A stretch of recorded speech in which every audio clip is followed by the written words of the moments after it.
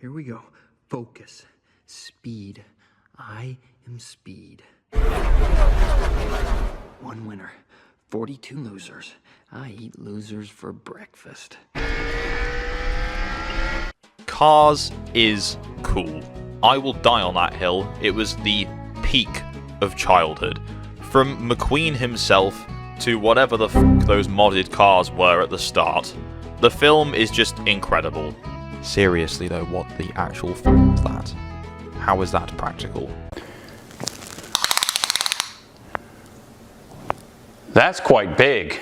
And while we're at it, the original game was also incredible.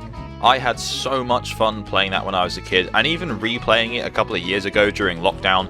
It's just a fun game. Don't get me wrong, it's not perfect by any sense of the imagination, but it's so fun and it captures the film so well. I'm so old now. The game we're looking at today, however, does not do that so well.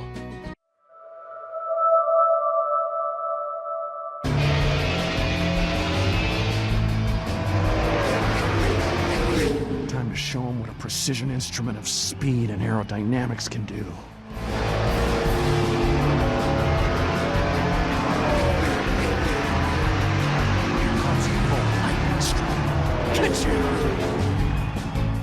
Welcome to Cars Raceorama, a game released in late 2009, developed by Incinerator Studios and published by THQ. This game launched on PS2, PS3, Xbox 360, Wii, Nintendo DS, and PSP.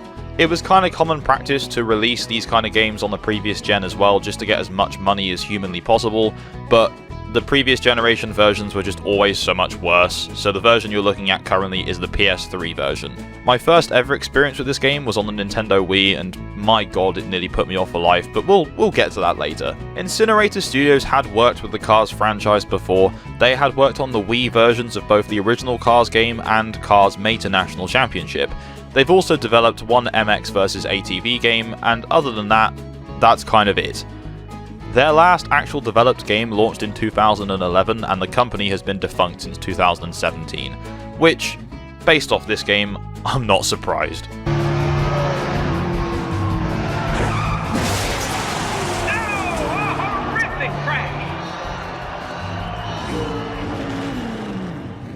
You know, that's not how we do things around here. Who taught you to race like that? Kachika! Kachika! Chick Hicks. That's right. Me and some of my friends are here to win the Raceorama series and shut down your pathetic Doc Hudson Racing Academy. Okay, so the story essentially pits Lightning McQueen and his racing academy against Chick Hicks creating his own evil racing academy full of cheating racers.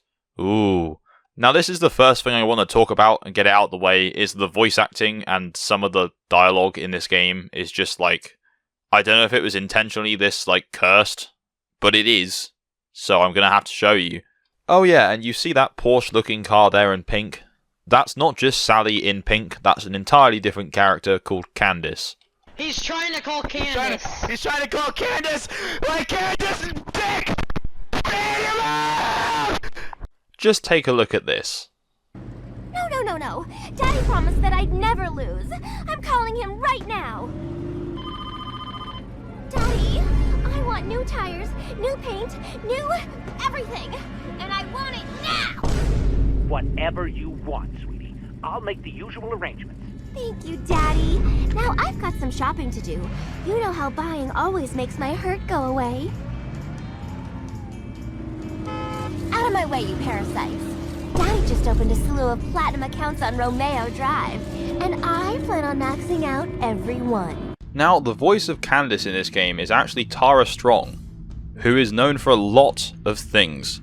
Now, if you're about my age, you'll know her as the voice of Timmy Turner from Fairly Odd Parents. If you're a big MCU fan, you might know her as the voice of Miss Minutes in the Loki series, or if you're a fan of the Batman Arkham series, then she's the voice of Harley Quinn. However, that barely scratches the surface of all the work that she's done. She's been in shows like Family Guy, Pokemon, she's been in video games from Tony Hawk's to Metal Gear Solid, to just all sorts of stuff. Very versatile, very cool. Another new character in this game is called El Machismo, another character on Chick Hicks' team. He's a big 4x4 that you race in a dirt track later on in the game, and he, while sounding a bit like Muscle Man, I'm gonna shake your shocks, bend your rims. Oh no, bro. is actually voiced by the late WWE star Randy Savage.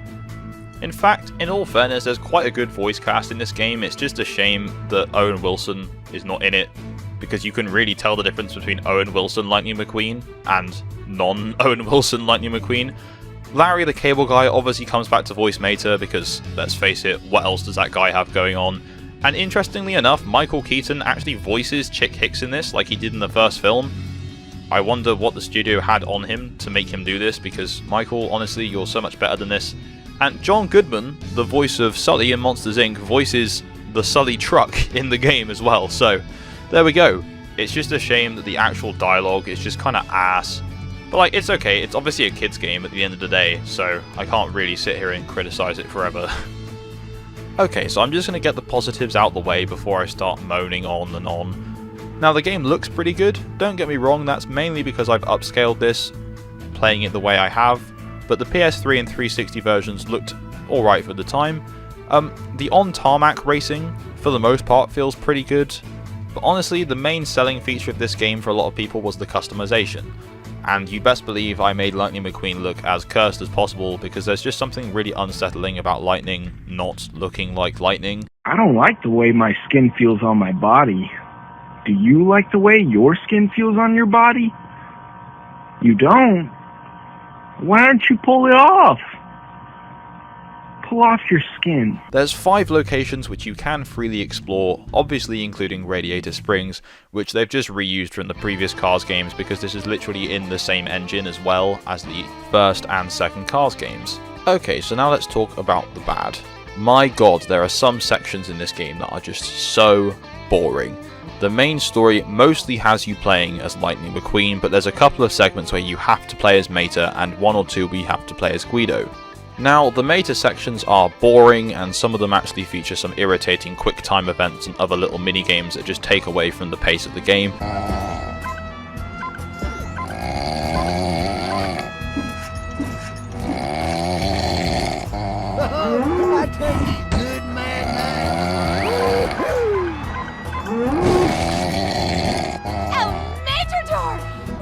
But the Guido sections are like little kart racing parts, and my god, if the physics engine actually worked, they wouldn't be quite as frustrating.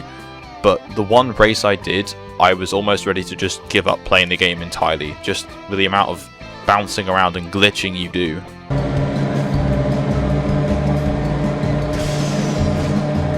Hey, what's with the passing?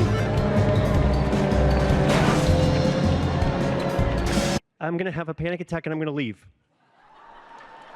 As well as this, some of the character designs in this game are just downright lazy.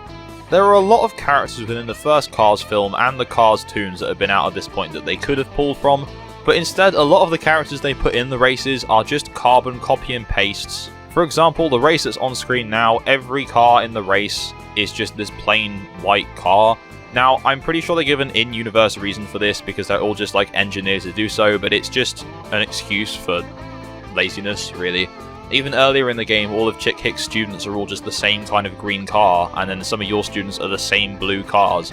And it's just, I don't know, it just seems really boring when you're racing, just going past the same model of a car over and over again. And occasionally they just sprinkle in one character from the Cars films, like Sarge or Fillmore, into the race, and you're like, oh, that's cool. Still 100 other cars that all look the same though. Eventually, the game culminates in a showdown between you and Chick Hicks and some of his students for the Raceorama trophy. It's almost as dramatic as the fight between Anakin and Obi-Wan. Although I must say, this race was very easy, so not really that dramatic. And then that's just kind of it. There's a cutscene, and then the game's done. Obviously there's a bunch of mini-games and other Guido karts and Mater events that you can do and monster truck things that you don't have to do in the main game to unlock some more customizables, but by the time I'd reached this point, I was so put off from doing any of the additional content from how stupid the physics were that I just didn't bother. I reached this showdown and called it a day. Okay, so what were the reviews like for this game? Now, as I'm sure you can imagine, based off of what you've seen and what I've said, they weren't the best ever. The PS3 version, which is the version you're seeing here, had the highest score at 61 out of 100, which is just very average. The Xbox 360 version actually had the lowest at 54, with the Wii version at 58. Now, I've played the PS3 and Wii versions of this game, and I can say without a doubt that the Wii version is infinitely worse than the PS3 version. It should not be a 3-point difference between the two. The Wii version should be sat at like 40 or something because it's just slow, laggy, uncontrollable. It's just rubbish. It's absolute rubbish. Because it's the same game on a console that was just not powerful enough to play it.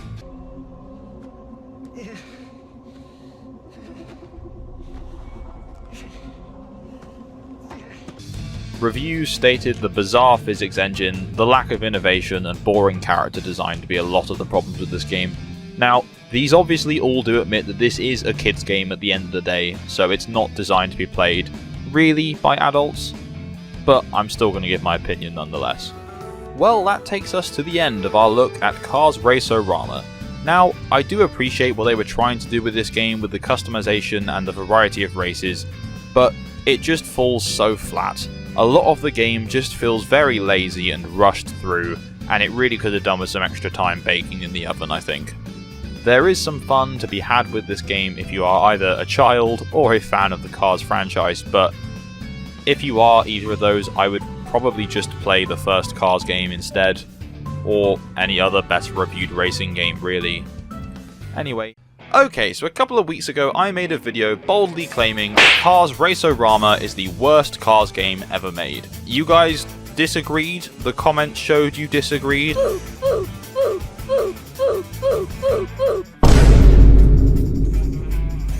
And honestly, you were all very right.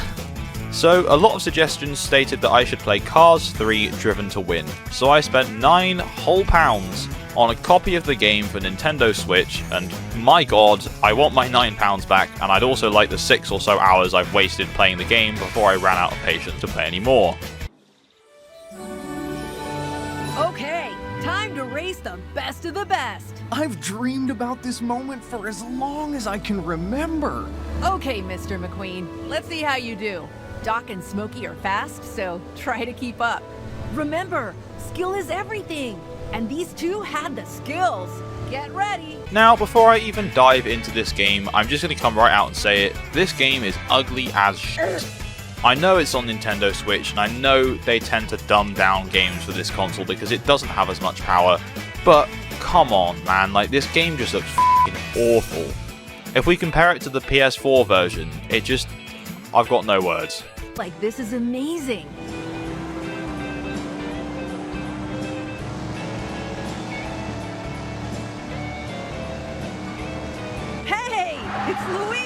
Anyway, so this is Cars 3 Driven to Win, released in 2017 worldwide on literally every platform at the time: Wii U, Nintendo Switch, PS3, 4 and 5, Xbox 360, Xbox One and the Series X/S.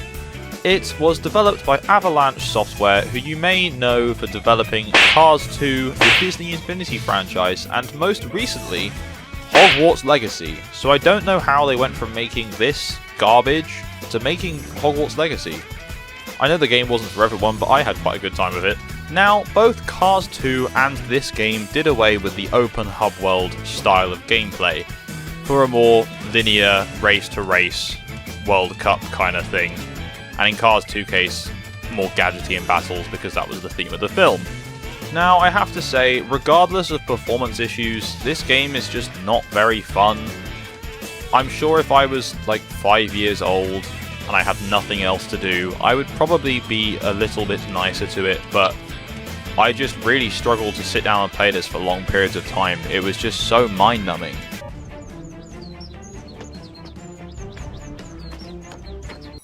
Hey, Lightning! Thanks for stopping by! Ill-advised? Check. All right, I'll level with you.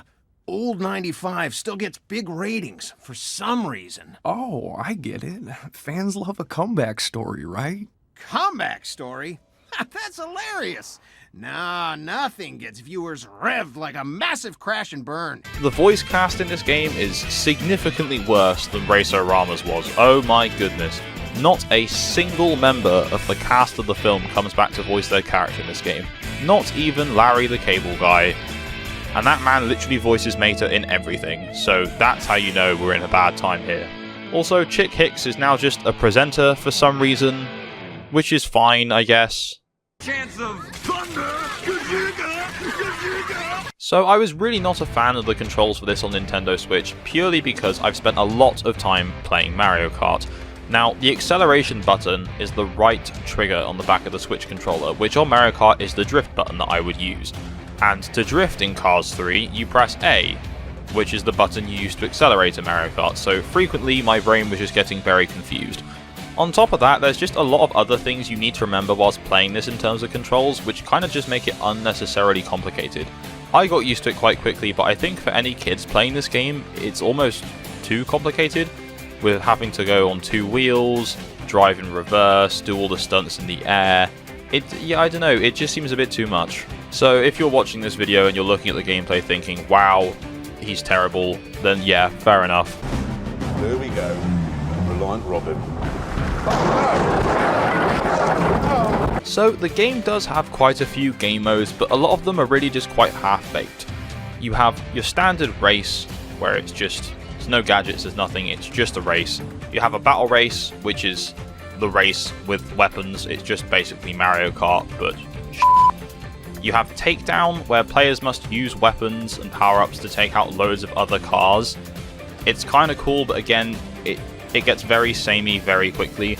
There's a Stunt Showcase, which is essentially just score loads of points from doing air tricks, which again is cool at first, but gets very samey. There's Time Trials, there's a Playground mode, which is like a sandbox, but very small areas, and it's not really that interesting. And then what I would say is that should have been the most interesting of all is the Master level events. Now I thought these would all be quite cool boss levels, and they are designed to be boss levels, but really they're just repeats of the game modes you've already played by the time you've unlocked them. The Master level events feature characters such as Miss Fritter, the giant bus, that's just another race, Mater the Greater, which is the stunt Mater, and as I've just stated, I'm sure you can guess what that one is. Chick Hicks is just the takedown mode, you just shoot loads of small Chick Hicks, and Jackson Storm is just another race. So it's just very underwhelming. Very underwhelming. See, now I've changed my reasoning that Cars 3 is the worst Cars game. And it's not because it's offensively bad, it's just because it's so painfully mediocre. There's no character or charm to it, it's soulless, and it's just so repetitive that it just makes it a slog to get through. When I rinsed through Raceorama for the previous video, it was entertaining at least. Sure, it was frustrating at times because of the goofy physics, and some of the dialogue is like hilariously cringe, but like, at least it had some character. I think another glaring issue that Cars 3 Driven to Win faces is the fact that Cars 3 as a film just isn't as either good or iconically ridiculous as Cars 1 and Cars 2 were. The first few games were all around before Cars 2 came out, and whilst Cars 2 the game was also made by Avalanche Studios, that one also felt like it had more character and more going for it than this game ever has. In fact, I've seen Cars 3 twice, and the only thing I remember about that film is that very sad crash at the start.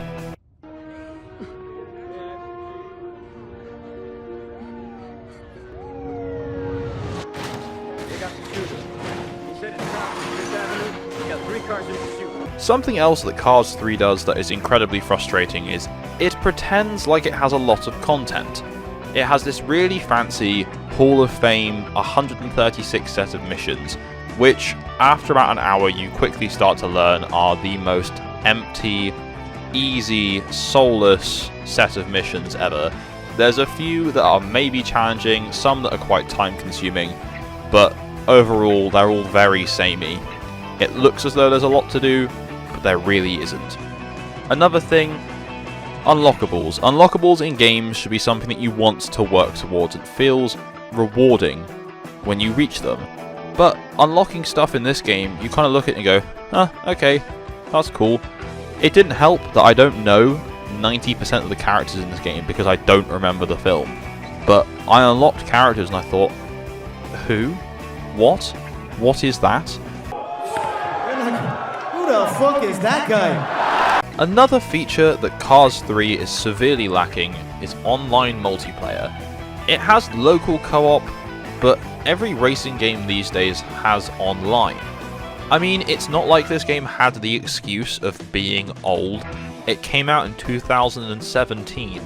There's no reason to not have online multiplayer in your game in 2017. Especially when you're putting it on the Switch against Mario Kart. Come on. Really? Now, I figured I should probably say something nice about this game as well, because I have just sat here and moaned the whole time. So, I will say the models of the cars themselves do look really nice, and the soundtrack goes pretty hard. In fact, it's probably one of the best things about this game.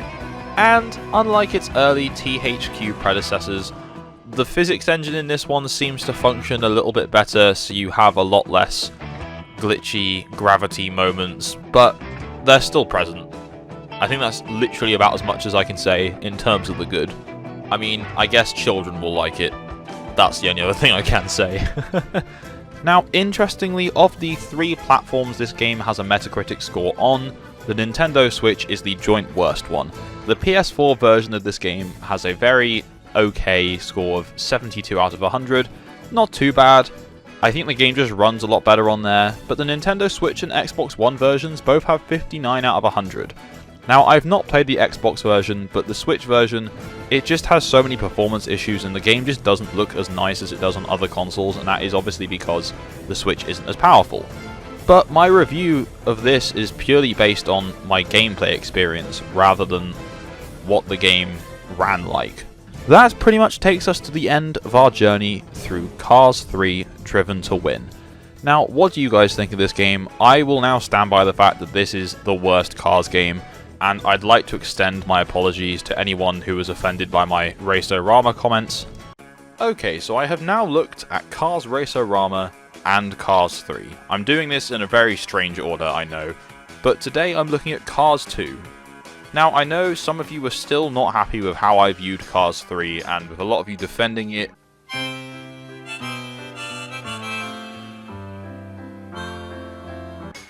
I thought I'd give Cars 2 a go, and you'll be pleased to know that I actually had quite a positive experience playing this one.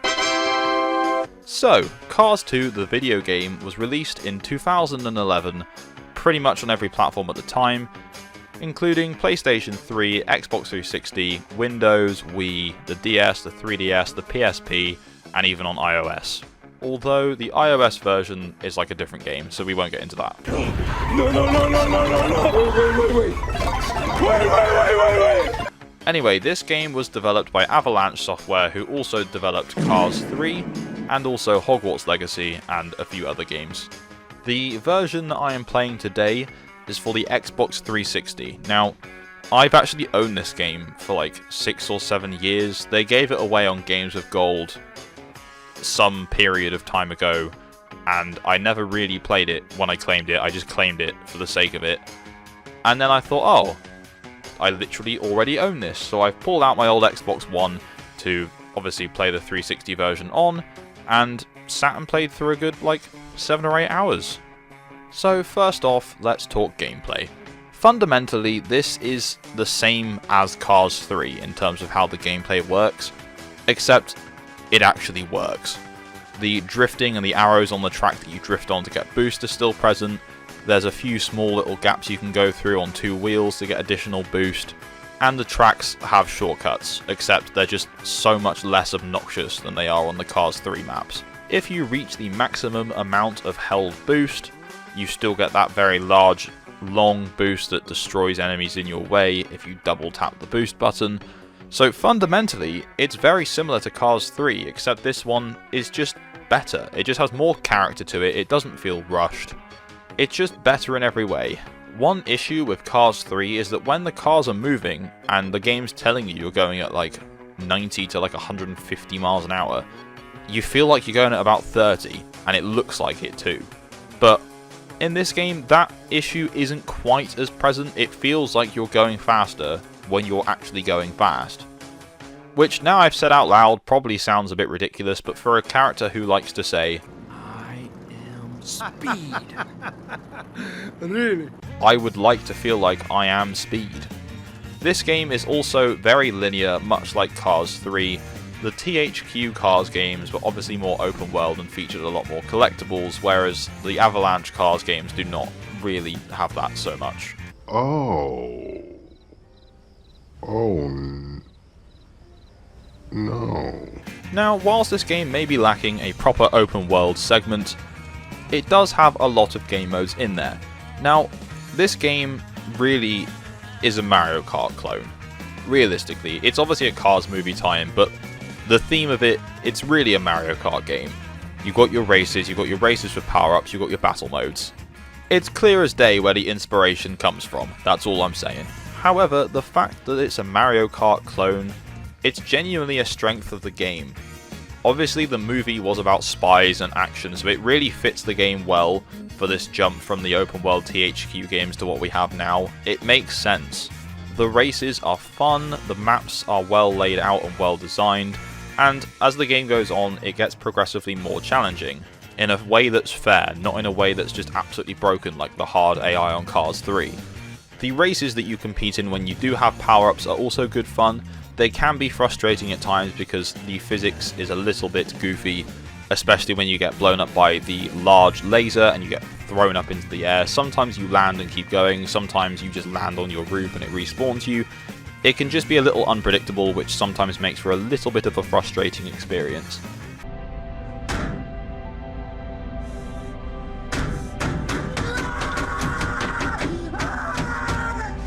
Whilst the first Cars game primarily takes place in the fictional town of Radiator Springs, Cars 2 is more of a globe-trotting adventure with locations in Japan, London, and one location based on Monaco.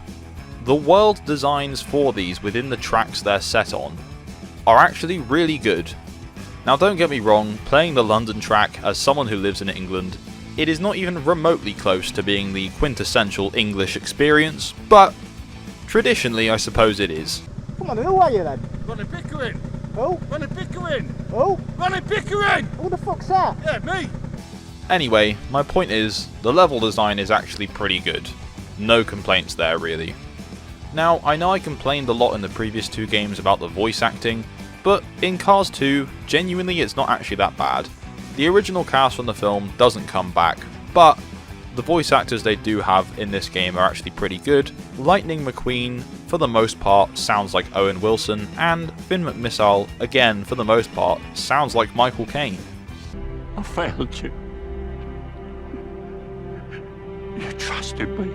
Now, graphically, I know with Cars 3, I tried to avoid talking about it too much because the Nintendo Switch version that I did play was obviously not the most graphically impressive version of the game there is, but I would safely say that Cars 2 is probably the best looking Cars game out of the whole series. Avalanche worked very closely with Pixar developing this game as they did for the Toy Story 3 game, and it does show when translating into the visuals. Whilst it obviously doesn't look as picturesque as the Pixar movie itself does, it still holds up really well.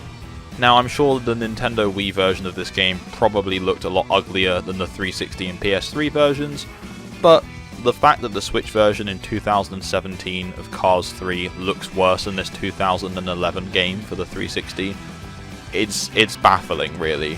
But overall, the models of the cars look really great, the worlds look really nice. I didn't really experience any lag playing the game either, there was no major performance issues, so overall it's been a really good time. Now, when I played Cars 3, I also did complain that the game did not have that much of a story. Now, Cars 2 doesn't really either, it does loosely follow the plot of the film, but aside from the odd little cutscene here and there, you don't really see too much. But to be honest with you, it doesn't matter in this game, because the mission-to-mission playing, it's fun. You're not really too concerned about the story when you're just playing a Mario Kart game with a Cars skin on it. Now, before I begin moaning about my few gripes with the game, one other major thing I do have to compliment on this game is the soundtrack. Oh my god. Now, most of the Cars games soundtracks are all actually pretty good. But this one, it just hits really hard for some reason. The Cars 2 film score itself goes hard anyway, so it's good to see that that translates into the game. There's an Italian themed one in particular which gets reused in Cars 3, but oh my god, it's so good.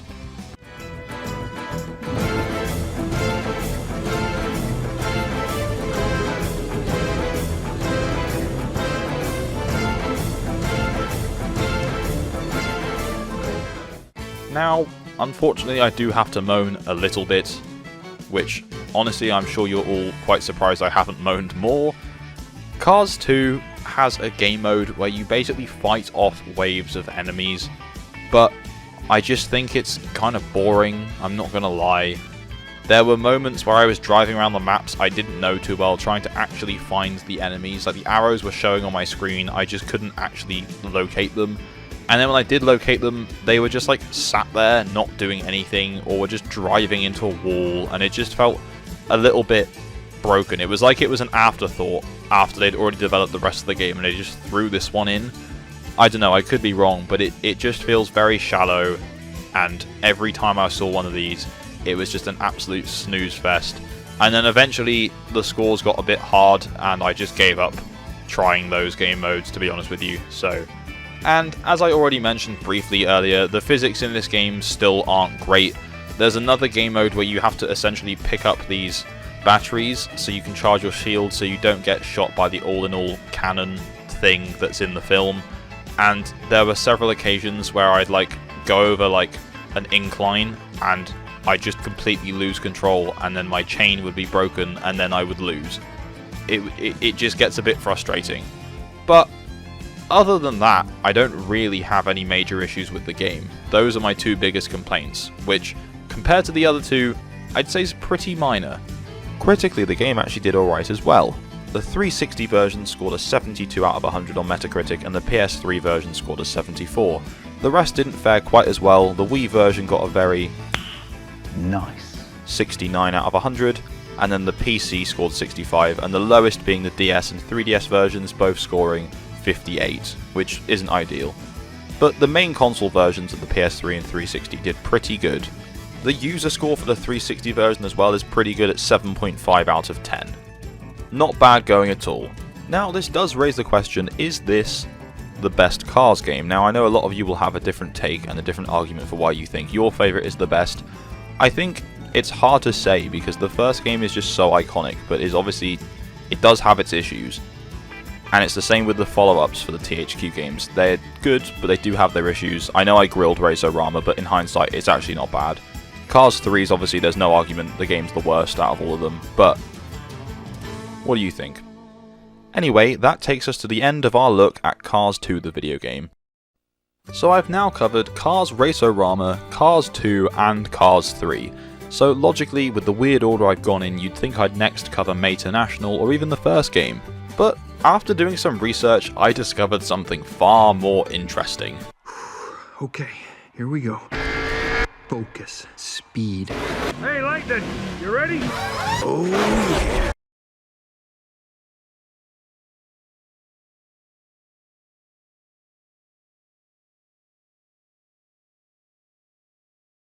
Step aside, Club Penguin, go away, Moshi Monsters, and get in the bin, Weevils. Sorry, that was some really low-hanging fruit there, that was awful. Anyway, this is World of Cars Online. World of Cars was a massively multiplayer online game that launched in 2010. There were betas and tests for the game running from 2008 all the way through to November 2009, but it did not actually launch until June 2010. Now, based on the references I made to Club Penguin and the other kid-friendly MMOs, you can probably guess the kind of game that this was. It was essentially just one of those, but with a Cars skin on it. It did have its own unique spin, obviously because it's set in the Cars world. It was themed around racing. But before we get into that, let's just go through the basics. So you would start off and customize your car, as you could see from the trailer I just showed. You could choose from preset names, so it would give you a bunch of generated names that you could merge together, but you couldn't type your own one, because we all know that would have led to some very creative workarounds for offensive words.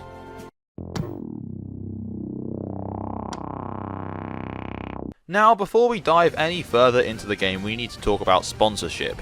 Now don't worry, this video is obviously not sponsored, but the game's version of a membership is called a sponsorship.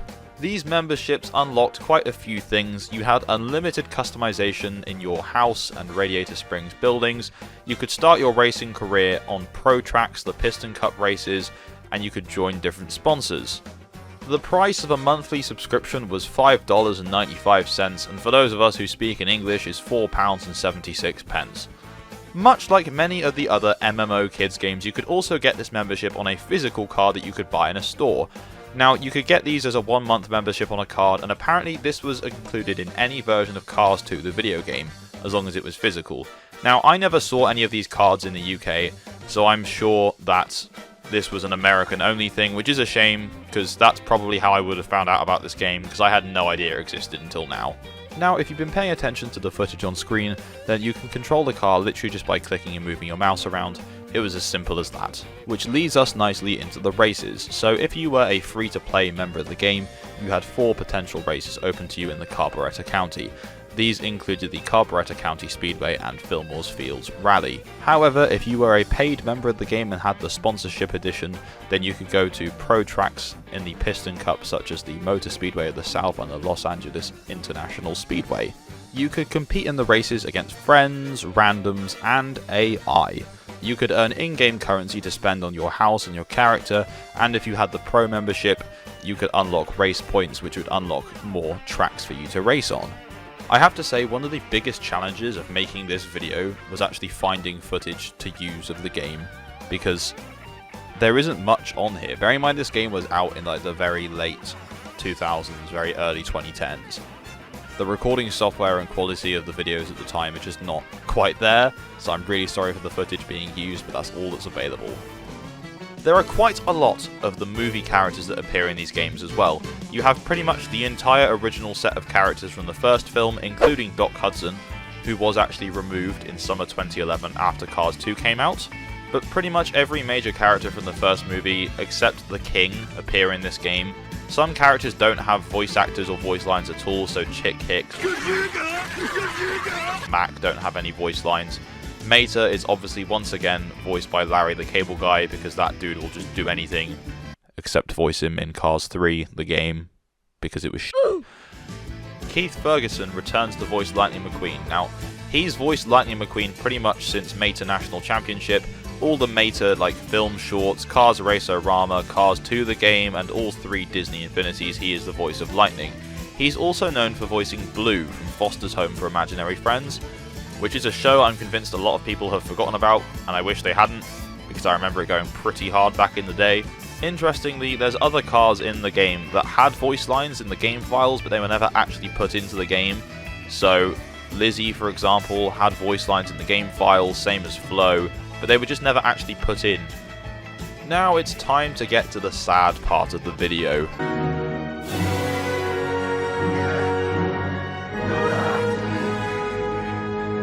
On January 5th, 2012, it was announced in the game's blog that the game would be closing. Everyone who was still playing at that point would then finally get their sponsorship membership, and this would last until the game closed on Wednesday, February 8th, the same year. Now, I'm sure you can probably guess why this game shut down. There just were not enough players on there.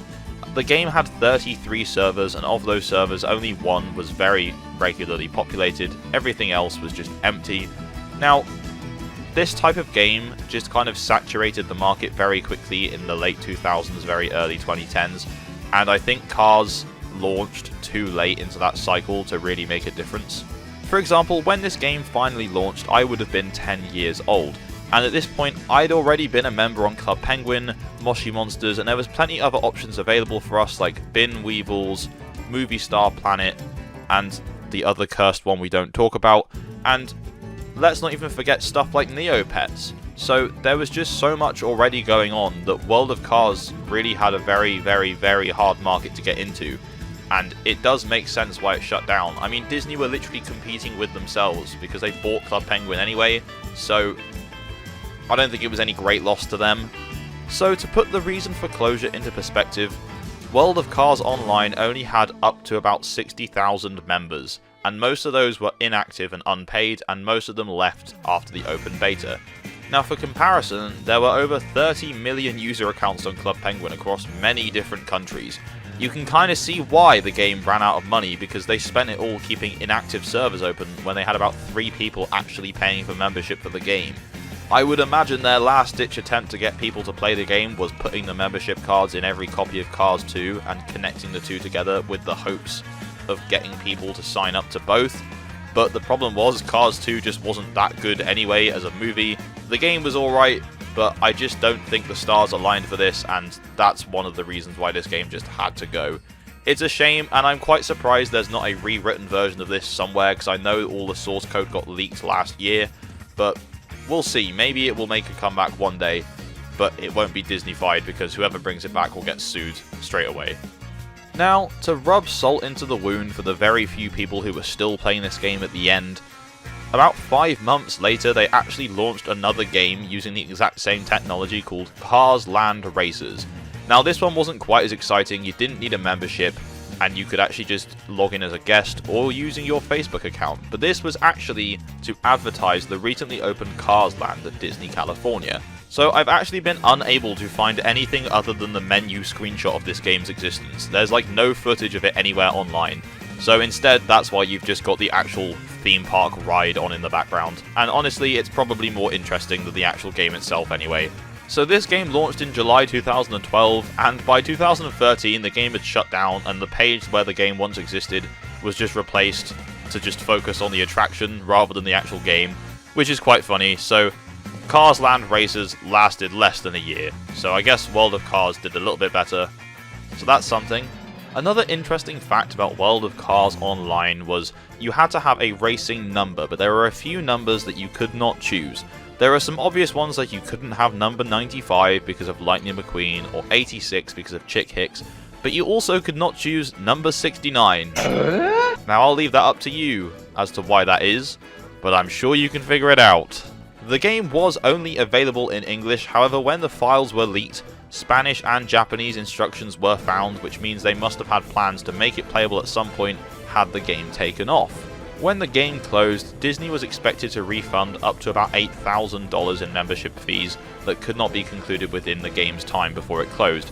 Now, I know that sounds like a little bit, but $8,000 in terms of membership fees to Disney, that's absolutely nothing, and that really just shows how few players there actually were in the game.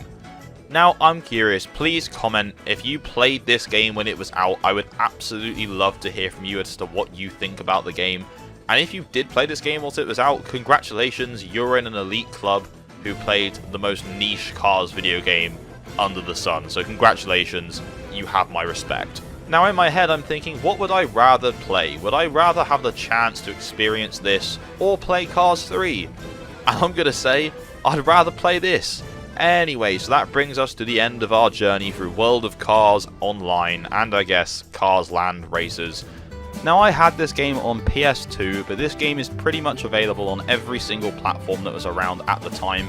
So please bear in mind this game came out in 2006, after the DS had already launched.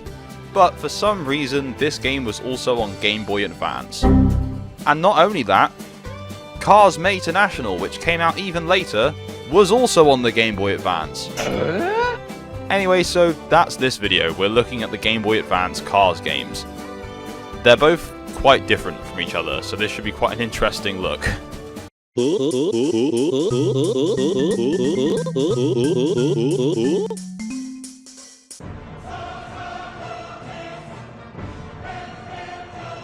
I wasn't expecting much in the way of cutscenes, but oh my god, those are certainly some JPEGs. I'm gonna be honest with you guys, there isn't exactly much game here to review. It's very short for what it is. Even for a Game Boy Advance game, this is incredibly short. The Cars GBA port was developed by Helix, which were owned obviously by THQ. Now these guys were purely known for making Game Boy Advance and DS ports of games, so they made the Wall-E game for DS, Ratatouille for GBA and DS, The Incredibles and The Incredibles Rise of the Underminer for GBA and the latter for DS. They basically just made a bunch of tie-in, hand-in games for THQ. They were working on a De Blob port for DS, which later got cancelled, sadly. Anyway, so these guys were made defunct in 2008, so they've been gone for years. As you can see from the gameplay on screen, although it's not the best, please bear with me, it took me way too long to get used to the handling of the cars. Cars for the GBA is a top-down, isometric kind of racer. Now this was quite common for the Game Boy Advance, as this was quite an easy way of making a racing game. It wasn't too draining on the hardware, so it made sense that this was a top-down racer. The basic gameplay consists of you holding down the A button and using the D-pad to turn Lightning McQueen. The game will give you a warning when a turning is coming up, showing you the way you need to turn, because obviously there's no map and you can't see ahead of you that far, and then you just have to take the turn. The way the cars handle are alright, it's not too bad. It took me a lot of getting used to because I haven't played a game like this in a very long time. But for the most part, the core gameplay is completely fine. It's harmless, really. Now, Lightning himself handles quite well, but I also had the chance to play as Chick Hicks and the King. Now, Chick Hicks, for just no reason, was so ridiculously fast. He was just really unnecessarily difficult to control, and the King, being a big muscle-type S car, was just a nightmare to turn. I believe the King is based off of a Plymouth Superbird, which I don't think was very well known for being able to turn that well, as is the case with pretty much any muscle car, so I'm not surprised, but it was just a bit over the top, I found.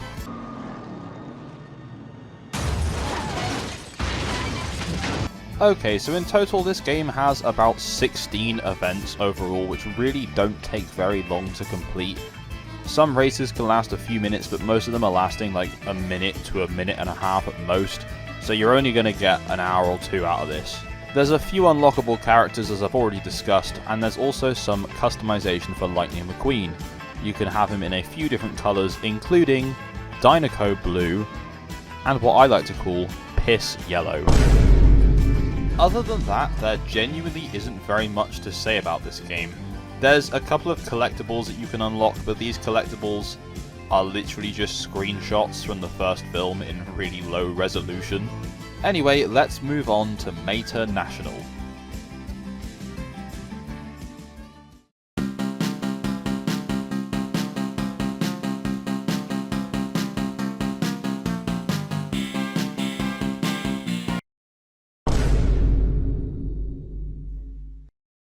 Well, be careful what you wish for, guys. I guess these cutscenes, in inverted commas, do look better than the ones from the first game, so that's fine. Anyway, this is Cars Mational for the Game Boy Advance. Already this game is better in my eyes, just purely for the music, because the first Cars game literally only has music on the menus, not in the races or anywhere else, so it's nice to just have something to listen to other than just the sound of an engine. This game was released in 2007 and was developed by Tantalus Media, a company known for porting a lot of different games to different platforms, most notably the HD Zelda Twilight Princess for Wii U and the HD Skyward Sword for Nintendo Switch, which is pretty damn cool. More importantly, before this they worked on a game for GBA called Top Gear Rally, where they created their own in-house 3D engine, which would later be used for this game. Not to be confused by the show with the same name. Oh no! Anyway, whilst the sprites in the first Cars game did actually look quite nice, the 3D models of the cars used in this game, it cannot be understated how impressive these actually are, considering the hardware that's being used. You can tell that a lot of effort went into these models, and they even brought in the international racers from the main console games as well, and even they look quite good, all things considered. There are a lot of characters you can choose from as well, although as always I just kept playing as McQueen for the most part, although once I started unlocking some of the international racers they were faster, so I started using those. Please bear in mind that I have been playing these games emulated on my computer. These are not totally accurate representations of what they'd actually look like on the console itself. One thing I did notice whilst playing this game full screen on a computer was I started to feel a little bit dizzy and my eyes started to struggle to focus, just with the way that they've used their 3D engine with hardware restrictions. Meant the background just looked really funny and my eyes just couldn't concentrate on it. It was a very weird experience. So that horrendous sound you just heard was the sound of the boost pickup, and oh my god, it jump scared me the first time I used it. This game plays very much so like a rally game, in that it shows you and flags up what the turning coming up is, although the visibility of the corners is a lot better in this than it is in the first Cars game. The cars all handle pretty well. I had a much better time driving in this game than I did in the first game, but that might just be down to the fact that I've not really played that many isometric races, and every time I have, I've been absolutely dog shit at them. But I'm still going to complain anyway. Whilst in the first Cars game, there was a very big difference in handling for the few characters I played as. They were just so ridiculous that it just made the game unplayable for me, whereas in this, the cars do handle slightly differently, but it's not so, like, obnoxious that you don't want to play as that character. It's just a nice subtle change where playing as different characters feels ever so slightly different, but not so challenging to the point where you can't play it. Whilst this game certainly has more content than the first Cars GBA game, the issue with the content here is it's just so damn easy. I found the first Cars game more hard, but that just might be down to the fact that I can't play isometric races well at all. But in this game, once you basically get past the pack at the start, you won't see anyone else for the rest of the race unless you fuck up so badly that you stop for like a good 10-20 seconds. And the issue is, it's like that the entire way through. When you finish the main game, you do unlock an expert mode, but you could basically just start at the expert mode and you still wouldn't really notice much of a challenge. If you mess up, they will overtake you, but if you just drive, then you're still just going to win anyway. It's not particularly challenging. Which is such a shame, because they worked so hard on this really cool engine, creating all the cars' characters, for the game to just be a bit of a snooze fest, really. Okay, so the first Cars game on Metacritic has a very, very middle score of 50 out of 100, which really isn't great. Now, Cars Made to National actually doesn't have any Game Boy Advance reviews on Metacritic, and that's probably because this was one of the last Game Boy games ever produced in 2007, so we'll base it off the DS version, which I believe is just a better version of the GBA. So they've reviewed the DS version at 69 out of 100. Very nice. I would imagine the GBA score would be sat somewhere around the 60 to 70 mark anyway, so that's what we're going with. It was genuinely really hard to find any kind of official review for the Game Boy Advance version, so we're just kind of having to base it off of public opinion. And the general consensus is that Made to National for the Game Boy Advance is a lot better than the first Cars game for Game Boy Advance. However, this is obviously a very, very niche topic of conversation, so it's even hard just to find those conversations going on. Anyway, that takes us to the end of our look at the Cars Game Boy Advance ports. These games are both interesting in their own way, but Made to National is definitely the better of the two. Okay, so now we have looked at so many different aspects of Cars video games.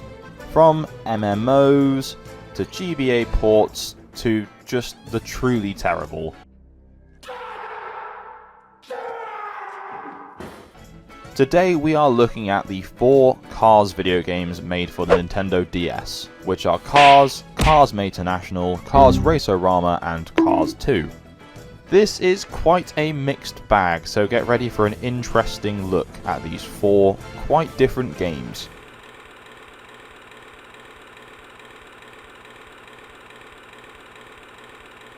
Do you guys enjoy Cars games for the racing?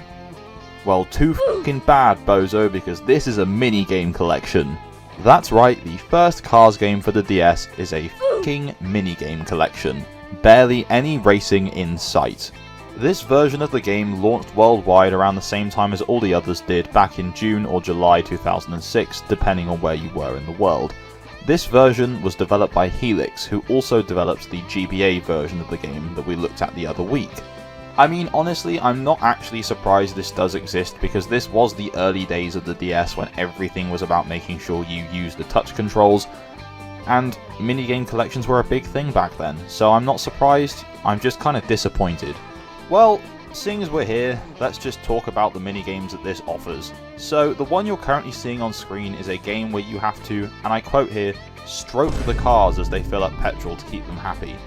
That's right, stroke the cars. What the hell? You have to quickly tap between the different petrol pumps to make sure you stroke as many cars as possible. I'm really struggling not to burst out laughing whilst reading this, but it's just silly. It's alright, it works, it's just pointless. So next up we have a kind of driving segment where you have to play as that orange muscle car from the start of the first film, who I believe is childishly called Snotrod.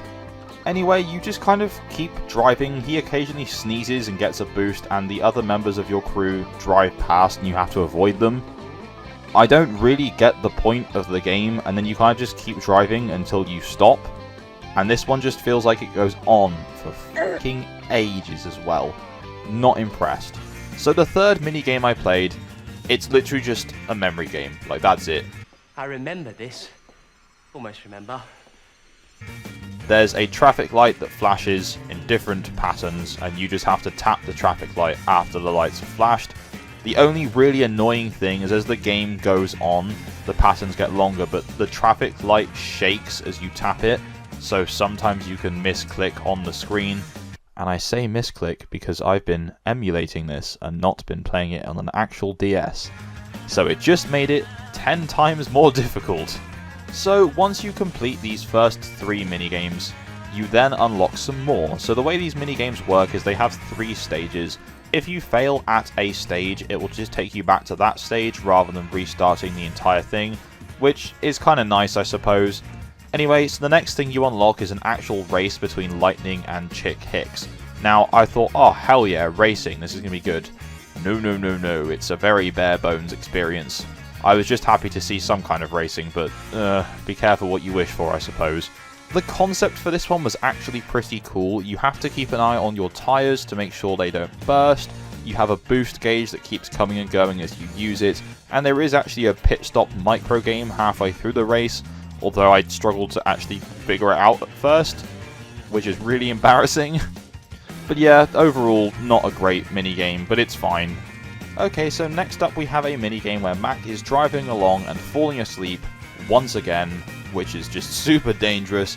Anyway, his rear end opens, oh god, and Lightning's trophies start pouring out, and there's 4 different colours of trophies that pour out, and you have to grab them and move them into the... let's try that again. You have to move them into the corresponding colours. This just goes on for quite a while as well, and the game does have a countdown each round, but like, it always hits 0 and there's still trophies coming. I think the game just ends when it runs out of trophies. There are 2 other minigames that I played during my brief time with Cars for the DS, both of which starred my favourite character of all time, haha, Mater. One sees Mater trying to shoot himself up to the moon by driving very fast and also collecting stars for some reason, and the other sees Mater fishing trash out of the river. I'm not even going to waste time diving into these 2 games because they're just so inherently boring that there's nothing interesting to say about them. And that was all the time I spent playing the first Cars game, so let's move on to something a bit more interesting. Cars Mater National.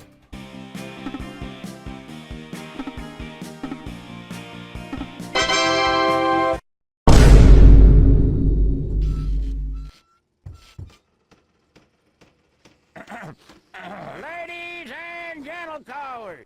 Okay, nah, can't take any more of that cursed cutscene. Anyway, this is Mater National for the DS, developed by Tantalus Interactive, who also developed the Game Boy Advance port of this game. If you remember, I was quite impressed by the GBA version, and I have to say I am also very impressed with this one. The GBA version is just a dumbed down version of this DS game. They even managed to put that cursed opening cutscene in as an actual CGI cutscene, rather than just some JPEG images with some text underneath.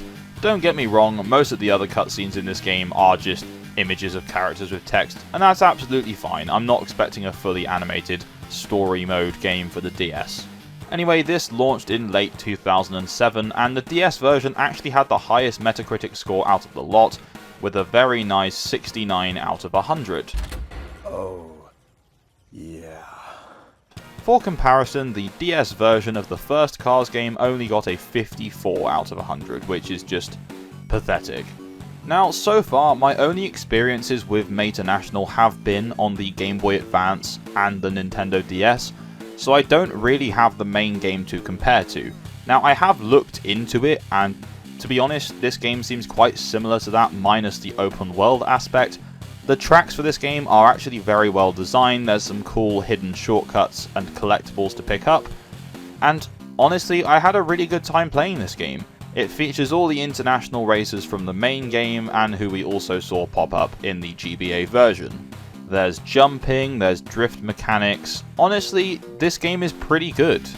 Don't get me wrong, it's still pretty easy, but it's not as easy as the GBA version was. One thing I do have to say though is the model for Lightning McQueen in this game, much like the one on the GBA, is just absolutely fucking cursed. It is cooked beyond belief. Holy God, what are you showing me? Come on! Now, whilst I will sing this game's praises, there are also parts, as with a lot of games, that just are far from perfect. There's a couple of courses where the handling feels a bit off and you can very easily fall off the side of a canyon, which I did lots of times because I'm just a really bad driver. But there's also a segment where you have to race Goodmund, and it's at night in a cave. So because McQueen is so cocky and actually has stickers instead of headlights, the player now has to suffer as he wears fucking night vision goggles, which means the whole screen is this awful colour of green for the entire race. I get the idea was kind of cool, I suppose, but in reality it was just garbage. I won't lie, it was the only part of this game that I really did not enjoy. Overall though, Cars Mational for the DS is a very good game. It's easy, yes it's aimed at kids, but in terms of races on the DS, this is definitely up there with Mario Kart DS for sure. Anyway, that takes us nicely along to our next game in this video, Cars Raceorama.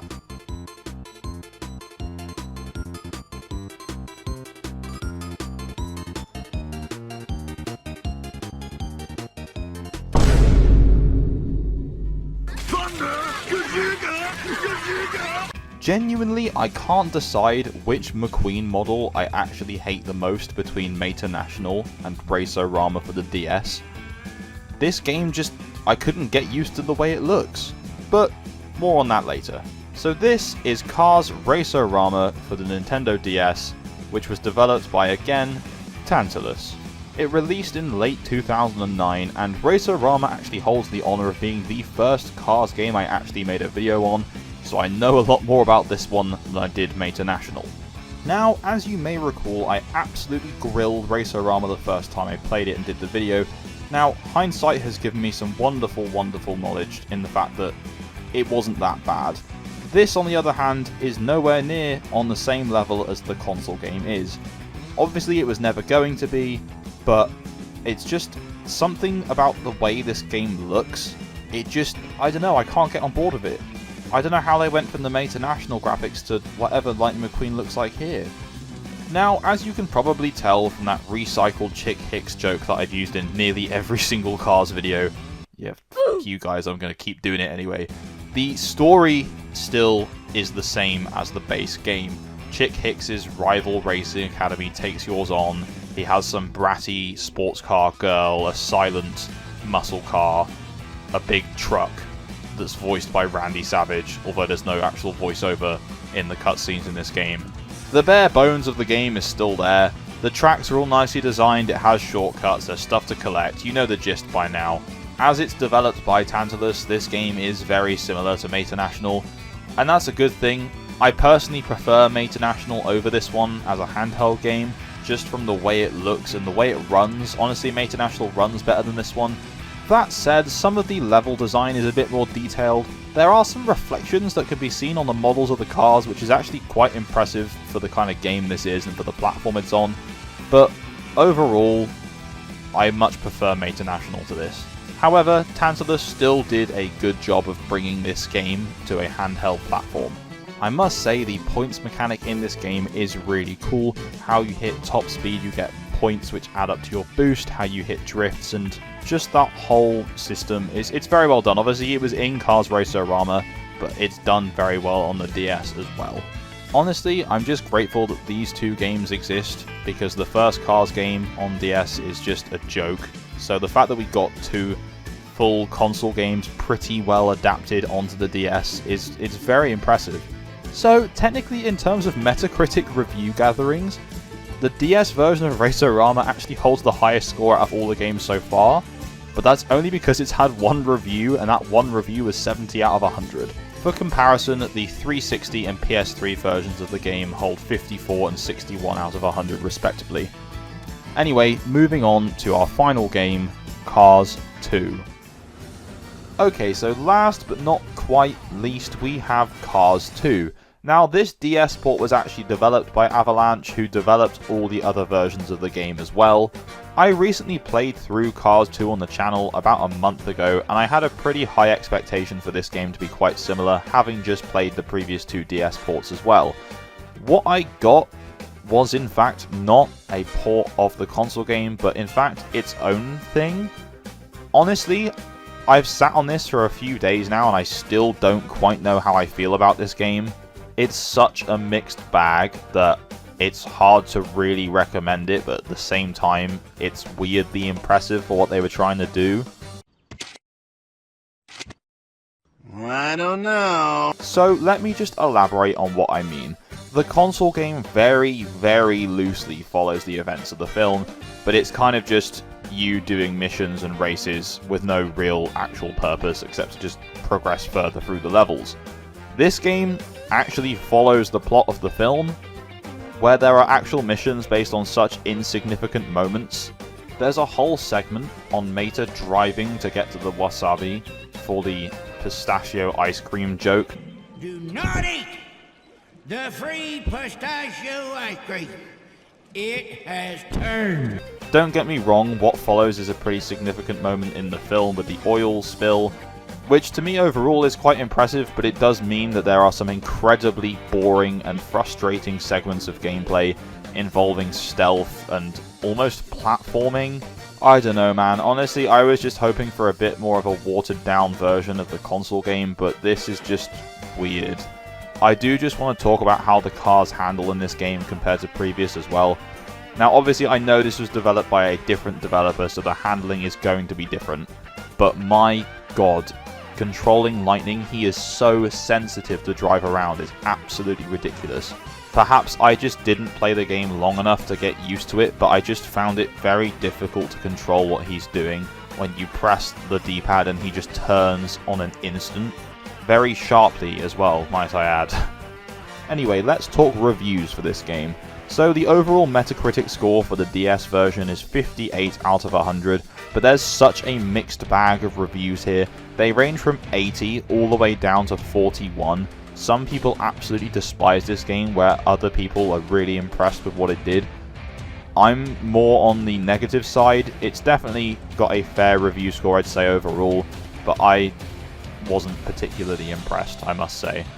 This again suffers from the same problem as the first Cars DS game, where I want racing in my Cars game. I don't think that's so much to ask. At least that is actually here, but it is just broken up by loads of random segments of... So, you know, mixed, let's call it mixed reviews. Hello? The road? It's for racing, not parking. It's time to look at Cars games on the PSP. We've looked at Cars on the Game Boy Advance, Cars on the DS, Cars MMOs, and even, of course, the home console releases. Although not all of them yet, I do know this, I am getting to them. Cledge will literally do anything but play Cars and Cars Mater for any home console. Anyways, there were 3 different Cars games released for the PlayStation Portable, and I have had the pleasure of playing through all 3 of them. And I use the word pleasure very loosely, because I enjoyed like 1.5 of them, and absolutely despised 1. As always, I think this is going to be another mixed bag of a video in terms of my likes and dislikes. Anyway, so first up we have Cars for the PSP, released in summer 2006. Now, this game is already notable because it's the only game out of all the versions of this that did not feature Owen Wilson. This has Keith Ferguson voicing Lightning McQueen. The other actors from the original movie do voice their characters in this game. One thing I will say straight away about this game is the menu music goes so hard.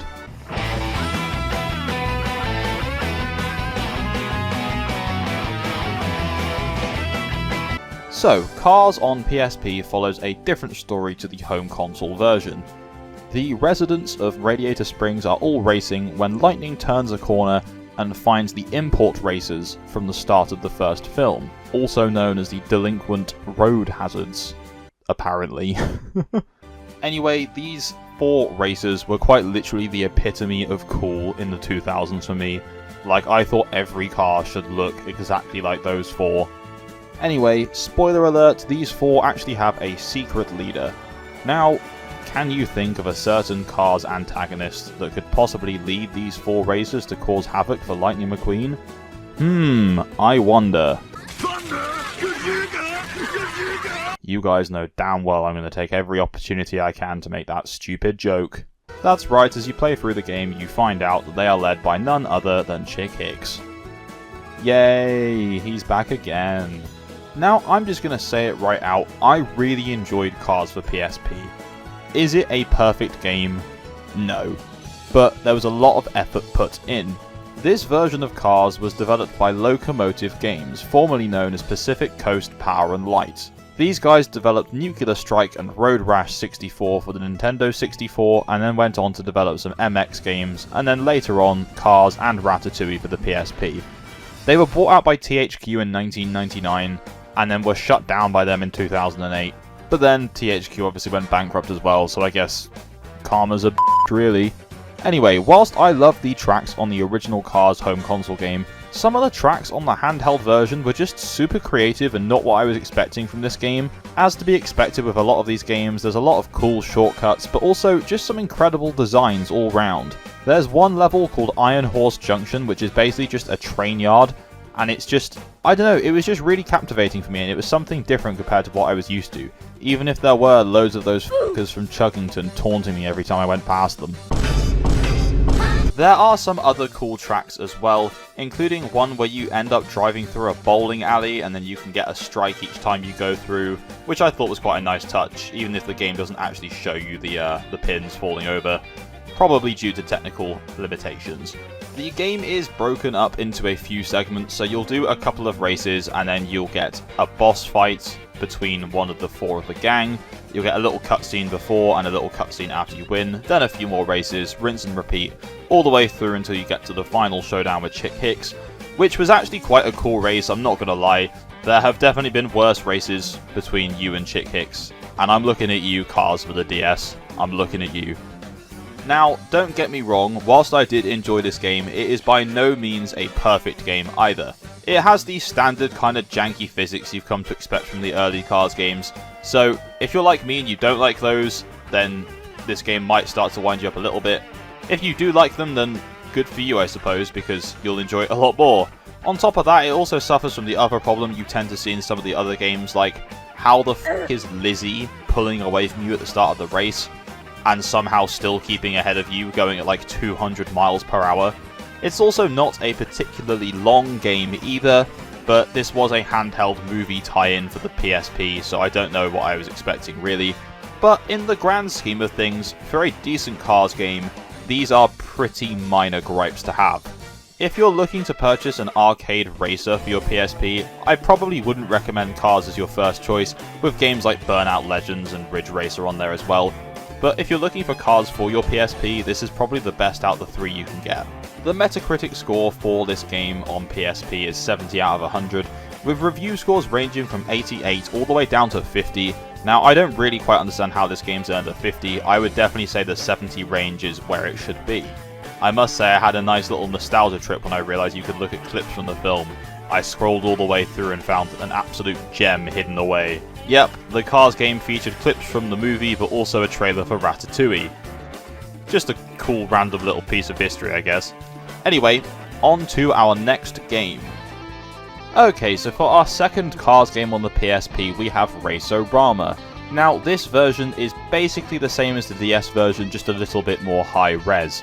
This game was developed by Tantalus Media, who also developed Cars Mational for the Game Boy and the DS, and then this for DS as well. Now, this is the third time that I've played through Raceorama on this channel, albeit for a different platform, but still. My opinion of this game has definitely increased over time, especially for the home console version. Anyway, I'm going to make a point that I made in the DS video on this game as well, is that it just doesn't look very nice. I thought the first Cars game for the PSP actually looks quite good. considering the time it was released and the platform it was on. But Raceorama on this console just does not look pretty at all. It's very pixely. Now I know that art style was used primarily because I assumed they prioritized the DS version first, and this was in the same engine as Mational on DS. So I'm not surprised, but it's just not very pretty to look at. Now, once again, this game does follow the same story as the home console and DS version. It does feature the cutscenes from that game as well, which is really nice. Just this once, I thought I'd spare you from the Chick Hicks joke that's literally in the opening cutscene of the game, so you guys are welcome. Anyway, so driving-wise, McQueen handles just fine, the game plays fine. That's basically all I can really say. It's easier to control than the DS version, simply for the fact that you aren't using a D-pad this time, you actually have an analog stick that you can move around. Yes, the game looks better than the DS version, but it still doesn't look great, but you can see that Tantalus did put a lot of work into this, so I'm not going to grill them too hard.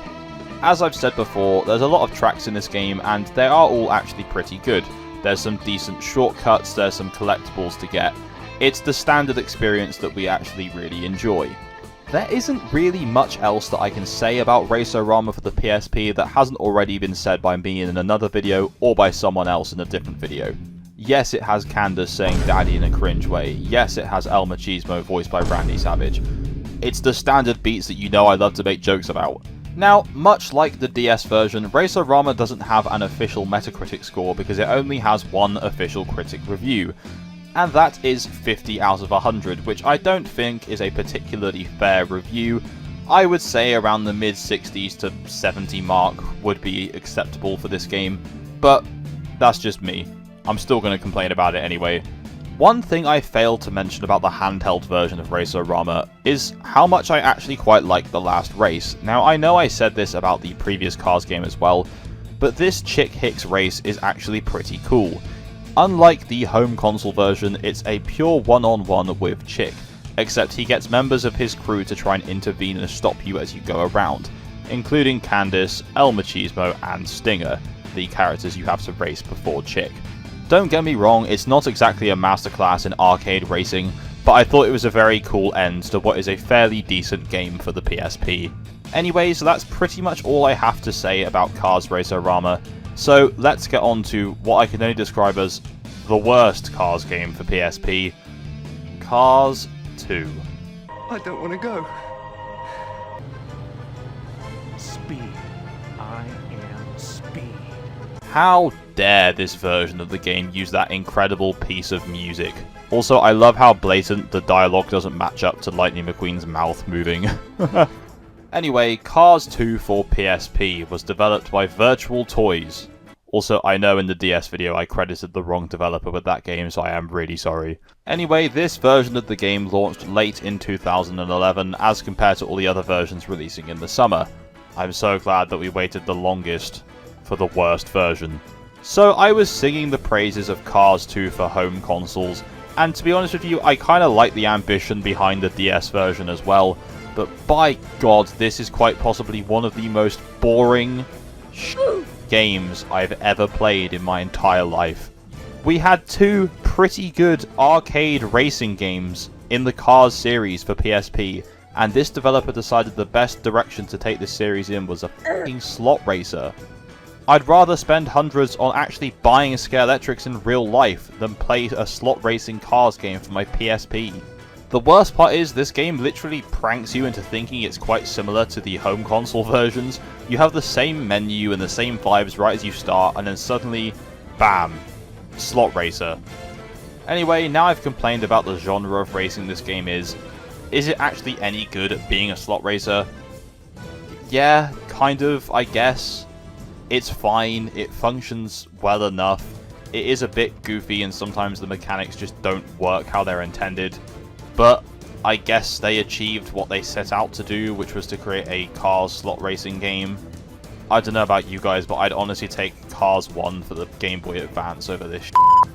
Graphically, this game just looks fine, I guess. I personally think the first Cars game on PSP is the best looking out of the three. This game just doesn't look quite right to me. They kind of copied the art style from the home console versions, but it just doesn't look anywhere near as good. And that's probably just down to the console it's on, but I don't know. It's not for me.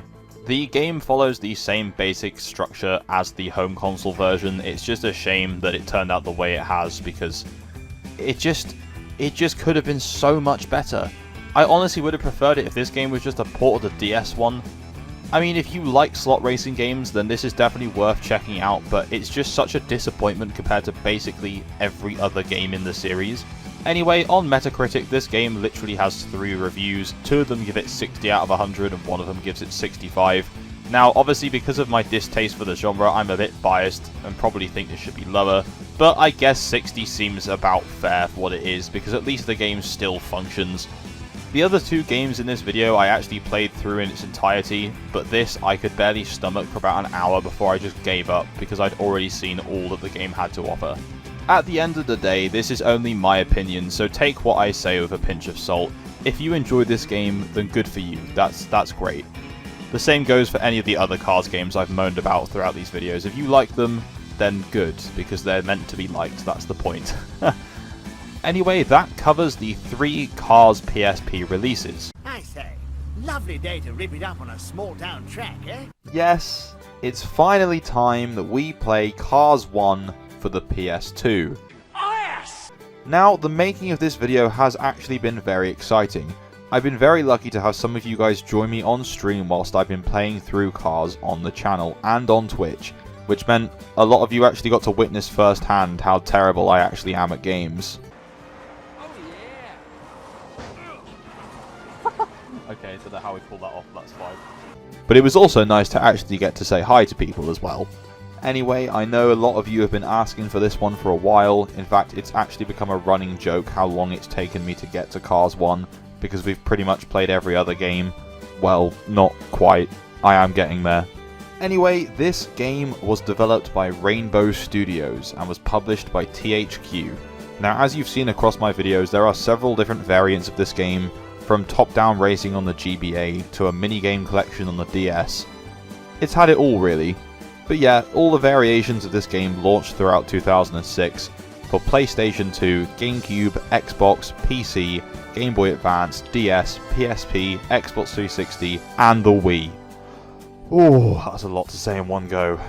The events that take place in this game are not actually based on the film, but are set shortly after, so hopefully this Cars game is canon, although they don't tend to mention any of the Cars characters exclusive to the video games outside of the games.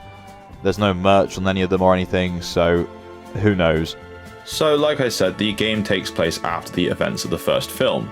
The game has you working towards the next Piston Cup season. Insert joke here. He won 3 Piston Cups! He did what in his cup? And to do this, you are training with various residents of Radiator Springs and newcomers to the game as well. You unlock these Piston Cup races with a trophy-based system where you complete events, mini-games, collect different items such as postcards, which is a whole other ballgame, and once you collect enough trophies, you unlock the first Piston Cup race, and then you complete the following as you progress through. So the residents of Radiator Springs teach you the basics of the game. Mater teaches you backwards driving, Doc teaches you drifting or power sliding, and then you have to complete an assault course from Sarge.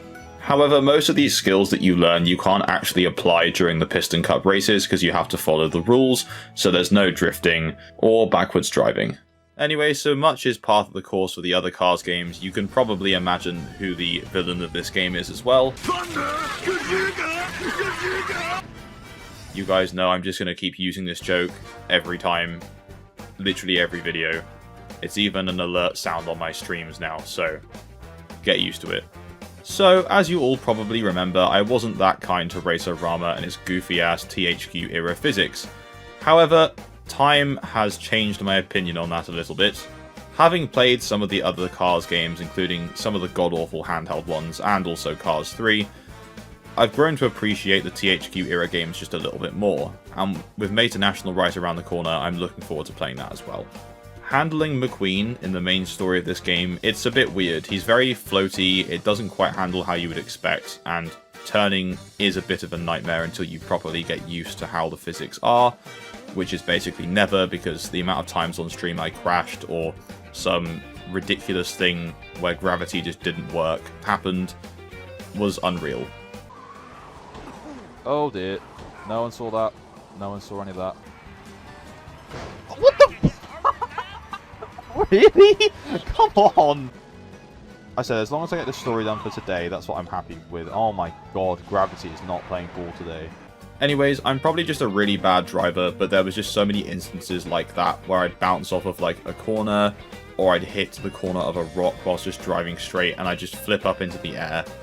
It's quite frustrating, but I guess it adds to the charm of the game if you like that kind of thing. Anyways, in terms of difficulty, this game is not hard at all. Even on the champion difficulty, you can still pretty much get through this game with relative ease, sometimes just let down by the physics.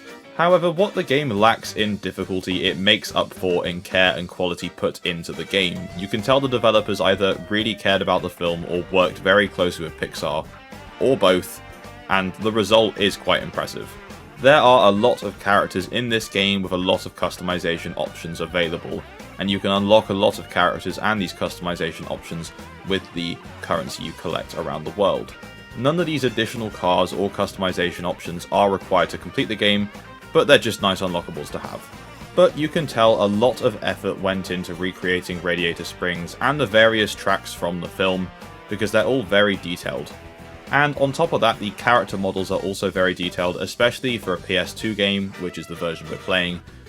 Everything is just really impressive. This is one of those rare cases where a PS2 game, instead of just being blinded by nostalgia, has actually aged quite well, which doesn't happen all too often these days. The idea of this game started way back in 2002, because THQ acquired the rights for the next 3 Pixar titles, which were Finding Nemo, The Incredibles, and Cars. Cars was not announced as a game until February 2006, and was then released on pretty much most platforms in June that year. It would later release on the Nintendo Wii and Xbox 360, acting as a launch title for the Nintendo Wii, and of course had motion controls, which the other versions of the game did not have, which was probably for the best. As I've mentioned before, this film would also feature the return of the full voice cast from the film, including Owen Wilson, Larry the Cable Guy, and Michael Keaton as Chick Hicks. As this was the mid to early 2000s, it also had a very nice licensed soundtrack, including songs from Autopilot Off and Sheryl Crow. Well, it was her song in the film anyway, so makes sense. Interestingly enough, the Wii version of this game was developed by Incinerator Studios, who would later go on to produce most versions of Cars Mainternational and pretty much every version other than handheld of Cars Raceorama. Now, what's interesting about this game is that technically this was the beginning of the Cars franchise, because this game dropped 3 days before the film released. And not only that, this is the only mainline Cars video game to have an Xbox original and GameCube release, and also the only one to not get a PS3 release. But it did see the 360, so weird. Speaking of which, the 360 version featured very enhanced graphics, looking much nicer than other versions of the game.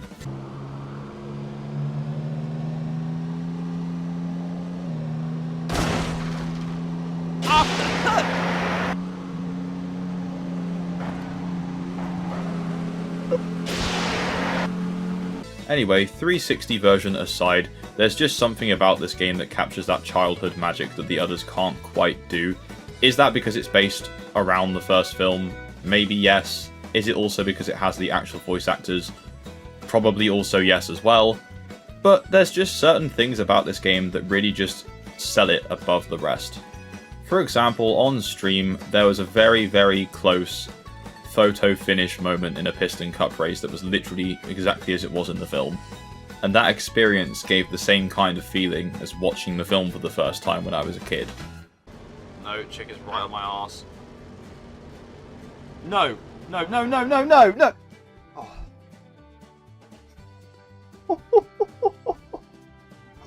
Oh my god.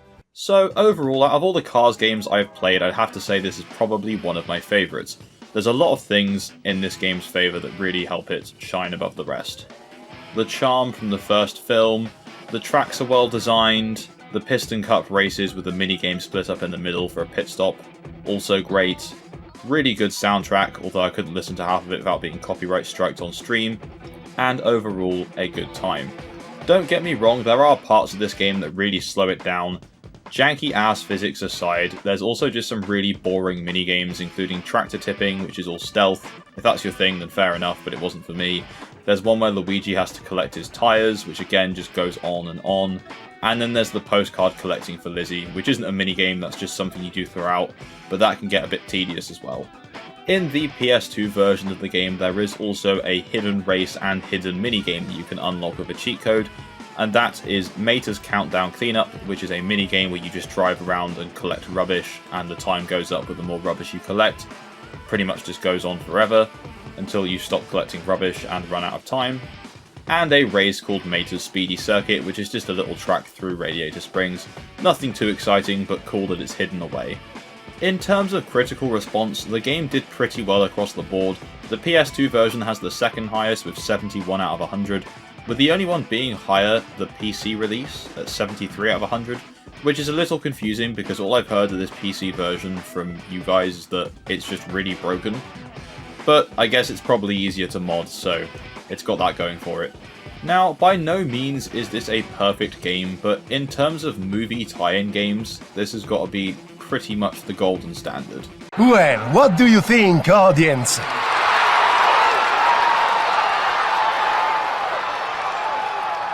Oh yeah, this is a great opening day crowd.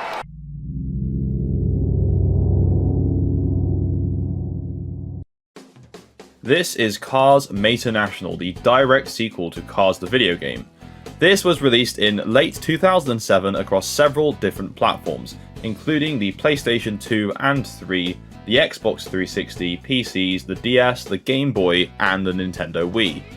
The version that we're looking at today and the version that I played on stream is designed for the PS3. This particular version was developed by Incinerator Studios, who also developed the Wii port. Then you had Tantalus Interactive on the Nintendo DS and Game Boy Advance, and Rainbow Studios on the rest. Now, this is a very mixed game in terms of quality and in terms of the opinions around it. Some people love this game, some people think it's the worst in the whole franchise. For me, it's a very middling experience.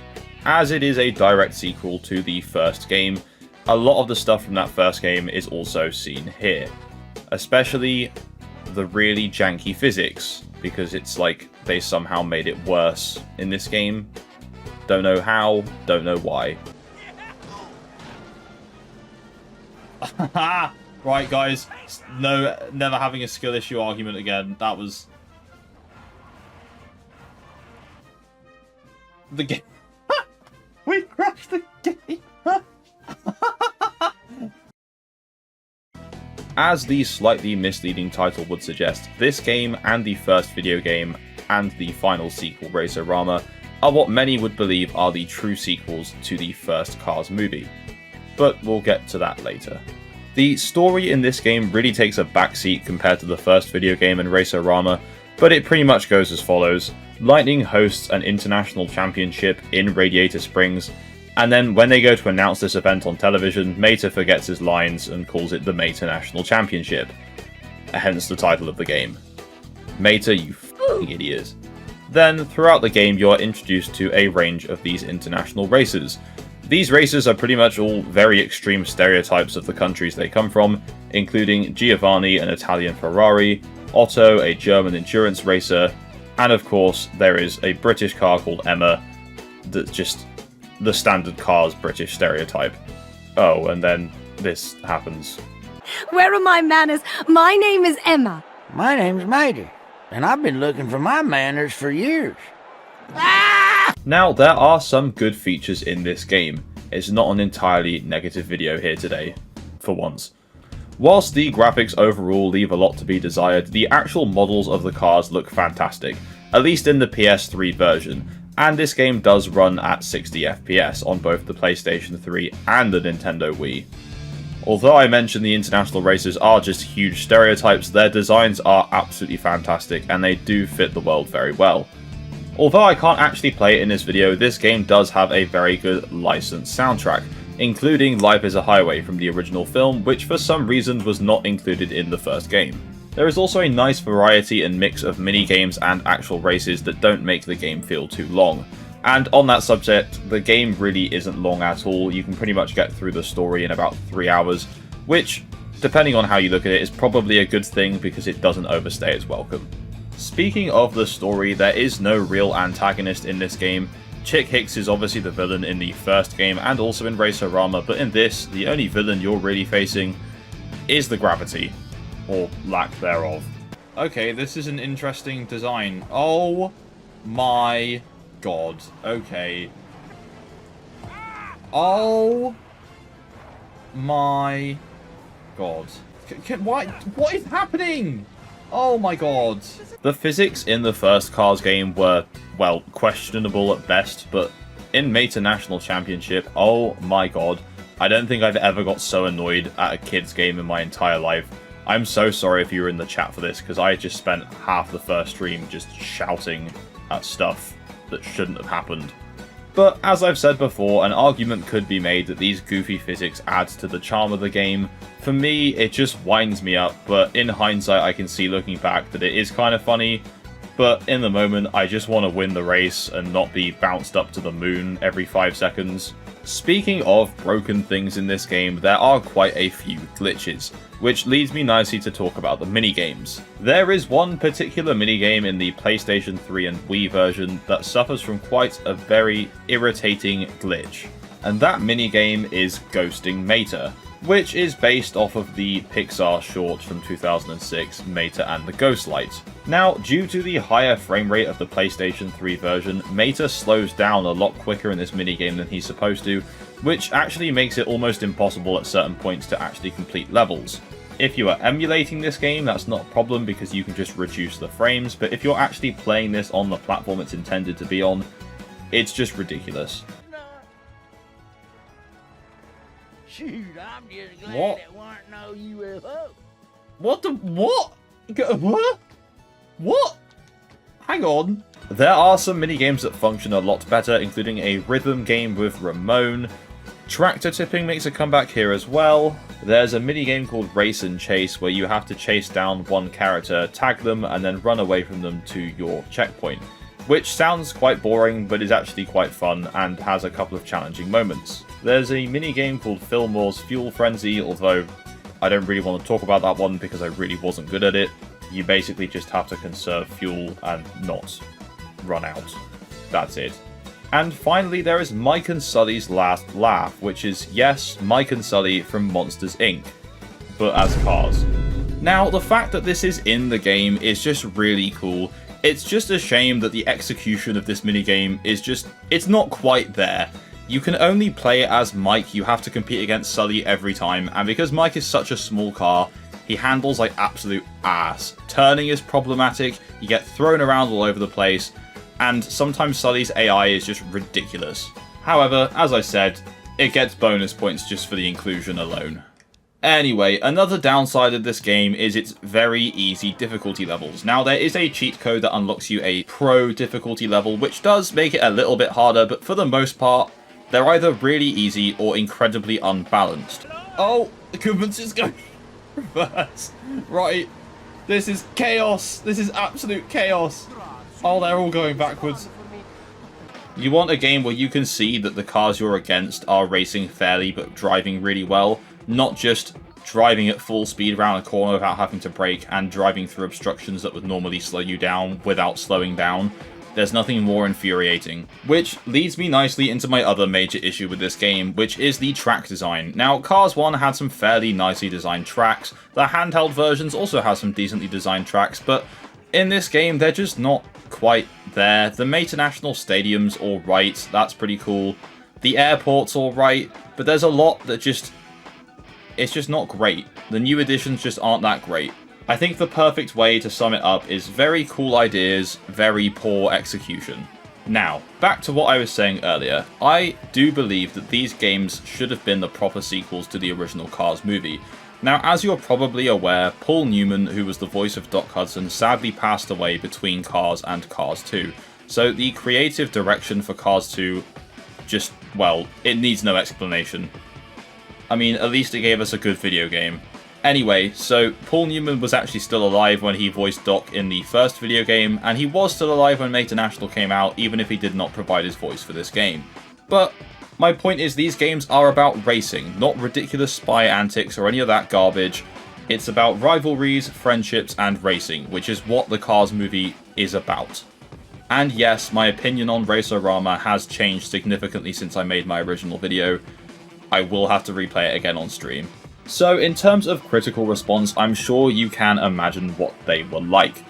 The review scores for the PS3 version on Metacritic are currently sat at 63 out of 100, which actually isn't the lowest version for the game.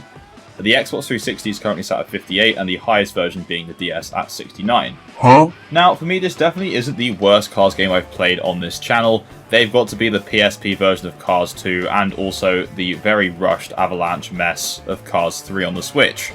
This game definitely isn't as good as the first video game, but there are definitely worse racing games out there. Now, interestingly enough, this is the only game in the THQ trilogy that did not see a release on PSP, or any version at all on the PlayStation Portable. And on top of that, it's the only game out of the three to not feature Chick Hicks or Mac. However, this is the only game out of the three where Red, the fire engine from the films, appears. He can be seen in the background of the tractor tipping game. So that takes us to the end of our look through at Cars Meta National Championship. It's time to look at Cars mobile games. I've had a lot of requests to look at Cars Fast as Lightning, and when I started doing research for this game, I quickly realised there are actually quite a lot of Cars mobile games and also Cars Java mobile games. And on top of that, there's also some Disney mobile games that the Cars characters are in. So today, here is a complete look at Cars on mobile. This video is going to be broken up into 3 sections, with section 1 being the Java games, section 2 being the base mobile games, and section 3 being the Cars characters appearing in other Disney mobile games. So before I keep waffling, here's the Java Cars games. I already love the music in this game. I've got to say, we're off to quite a positive start. This game is very cool. And you knew I was going to have to put that joke in here somewhere. Anyway, this game was released in 2006 alongside all the other versions of Cars 1. It looks absolutely fantastic. I love the sprite work, the colours are great, and bearing in mind you were playing it on a phone that probably looked like this, it's just very impressive. The controls are a little weird, and when you get used to them though, it's a great time. Not only does this game have racing, but you can free roam around Radiator Springs, which, again, bearing in mind what you're playing it on, is very impressive. So yeah, Cars 1 for Java is pretty cool.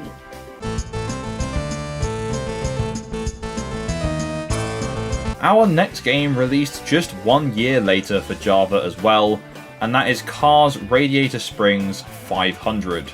There's not quite as much interesting to say about this game, except I think this is a companion to Meta National. There isn't actually much information about these games on the internet, and finding anything was actually quite hard to find.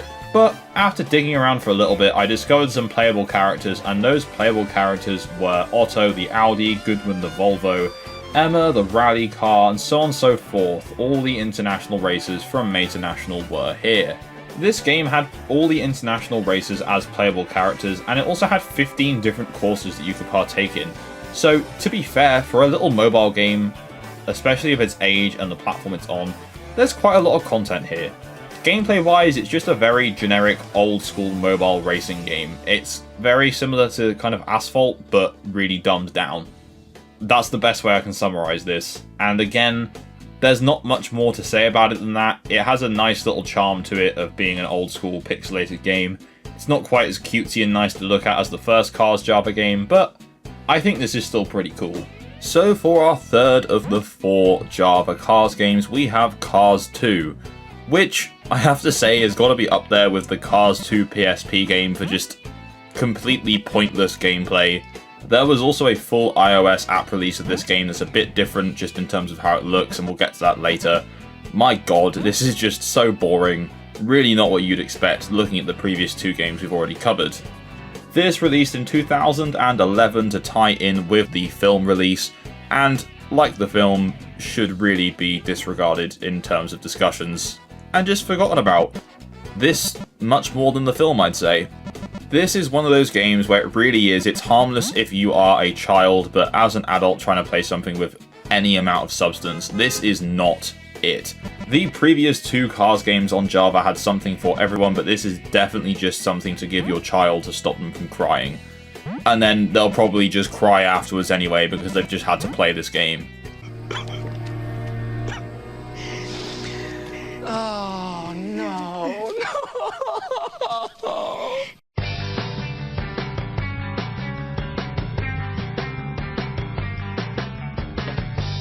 So for our 4th and final Cars Java game, we have Cars Hot Shot Racing, released in 2014 and developed by the good old game development company Gameloft.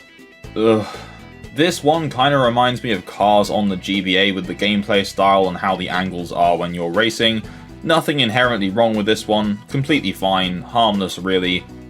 Graphically, it looks nice, gameplay wise, it's fine. There's not really much more to say about these games, to be honest with you. They all look fairly pretty, except Cars 2. The gameplay's fairly cool, except Cars 2.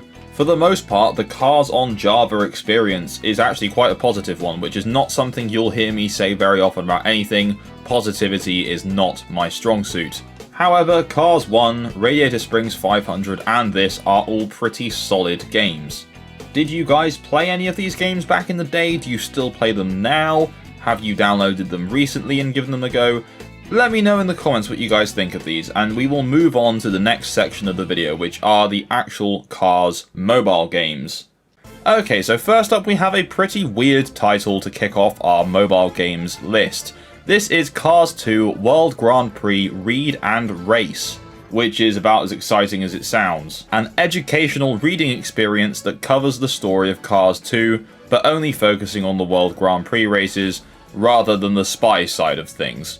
Anyway, you read through the story, and every now and then it's broken up by reader pit stops, where each time you reach one of these you customize your own Grand Prix car. And then when you finish the story, you can select one of your 5 cars and race with them. If your device had it inbuilt, you could tilt your phone or tablet to turn the car, which I guess is pretty cool, but not that exciting really. Another incredible feature of this legendary app was custom car saving. Save and email your favorite designs. How exciting. The bottom line is, much like the Cars 2 Java game, this is definitely something aimed at kids and not intended for adults in any way, shape or form. As you'll probably start getting used to hearing me say, this game has now been delisted as of 2020, so is no longer available unless you already had it downloaded beforehand. Sadly, this game is currently classified as lost media, as most of the files have been lost to time. Recently some have been found, but there's no APK file that works to get the game launched, so currently it is lost. Maybe one day this legendary piece of media will reappear.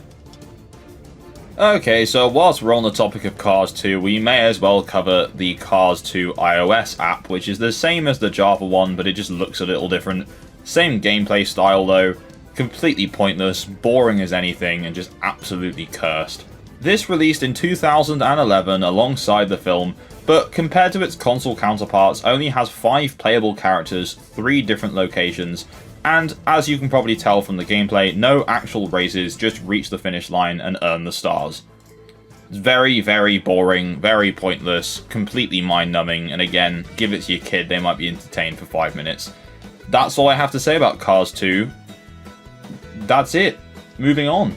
Okay, so I think this is the last time now that I have to talk about Cars 2 in any capacity. This is Cars 2 AppMates, an iPad exclusive Toys to Life kind of game. You could buy these little Cars models and then place them on the screen, and then you could play various minigames, race around Radiator Springs and whatnot. But again, definitely aimed at small kids. This released in September 2011, and the toy line obviously released at the same time. Sadly, again, this game was delisted in 2018, and again, is unfortunately lost media. But I don't know if anyone's really in a rush to bring this one back, but we'll see, time will tell.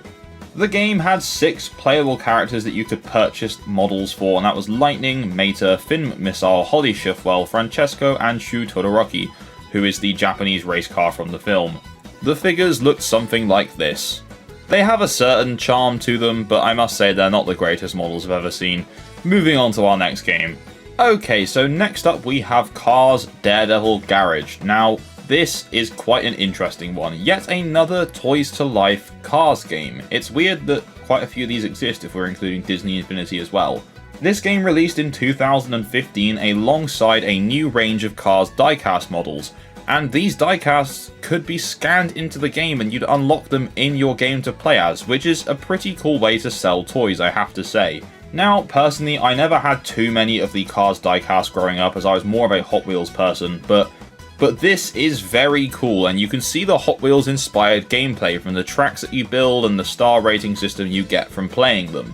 Whilst not every Cars diecast model ever was compatible with this game, there were quite a lot of them that you could scan in, and the range lasted for a good couple of years. In fact, this game led Pixar to create their own series based around the diecast that they uploaded to YouTube, just called the Diecast series.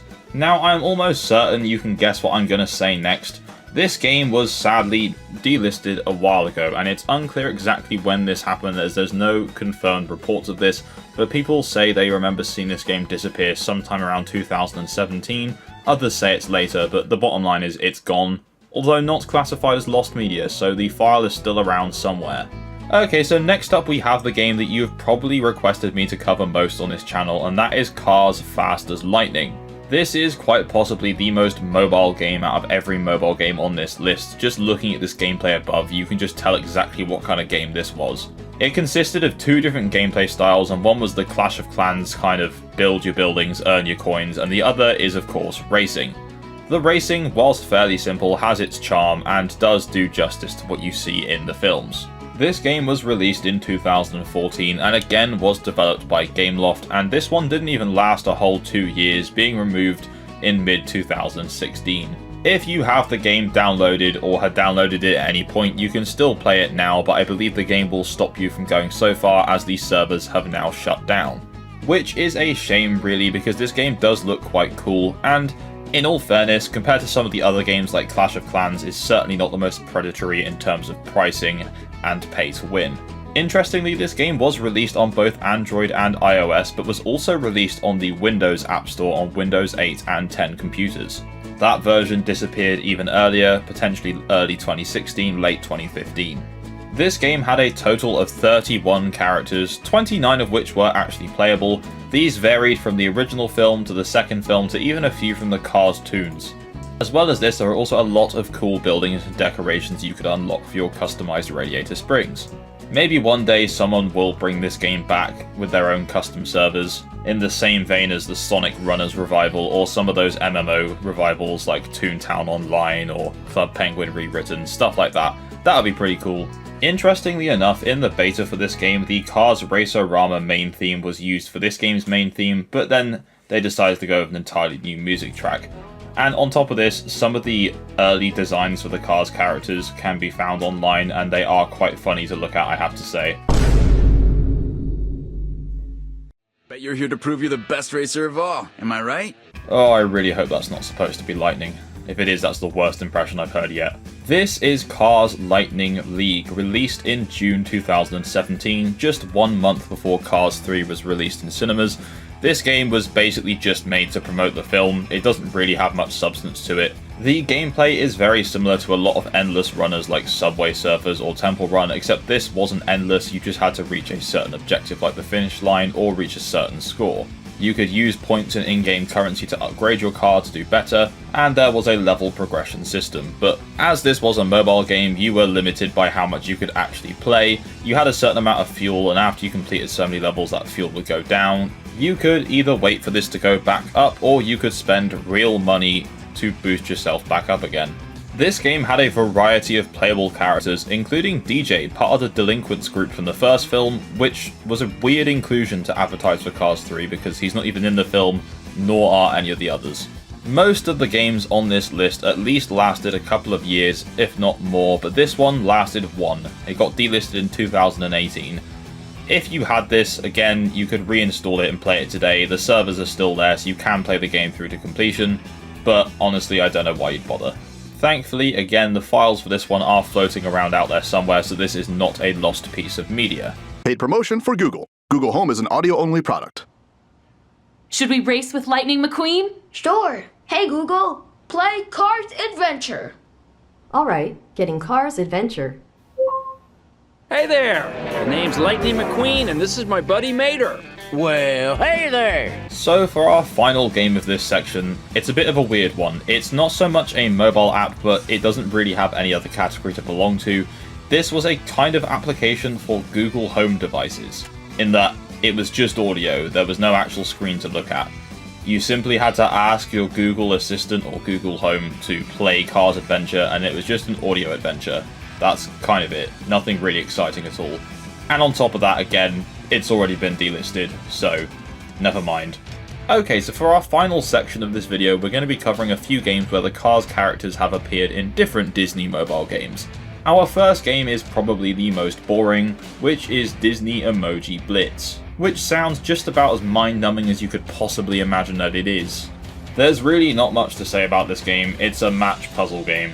There's literally so many of these across the app stores. If you can think of a brand, the chances are there probably is a match 3 puzzle game out there for them somewhere, including Pokemon, Marvel, DC, so on and so forth. There's so many of these things, it's awful. There's even one for Forza.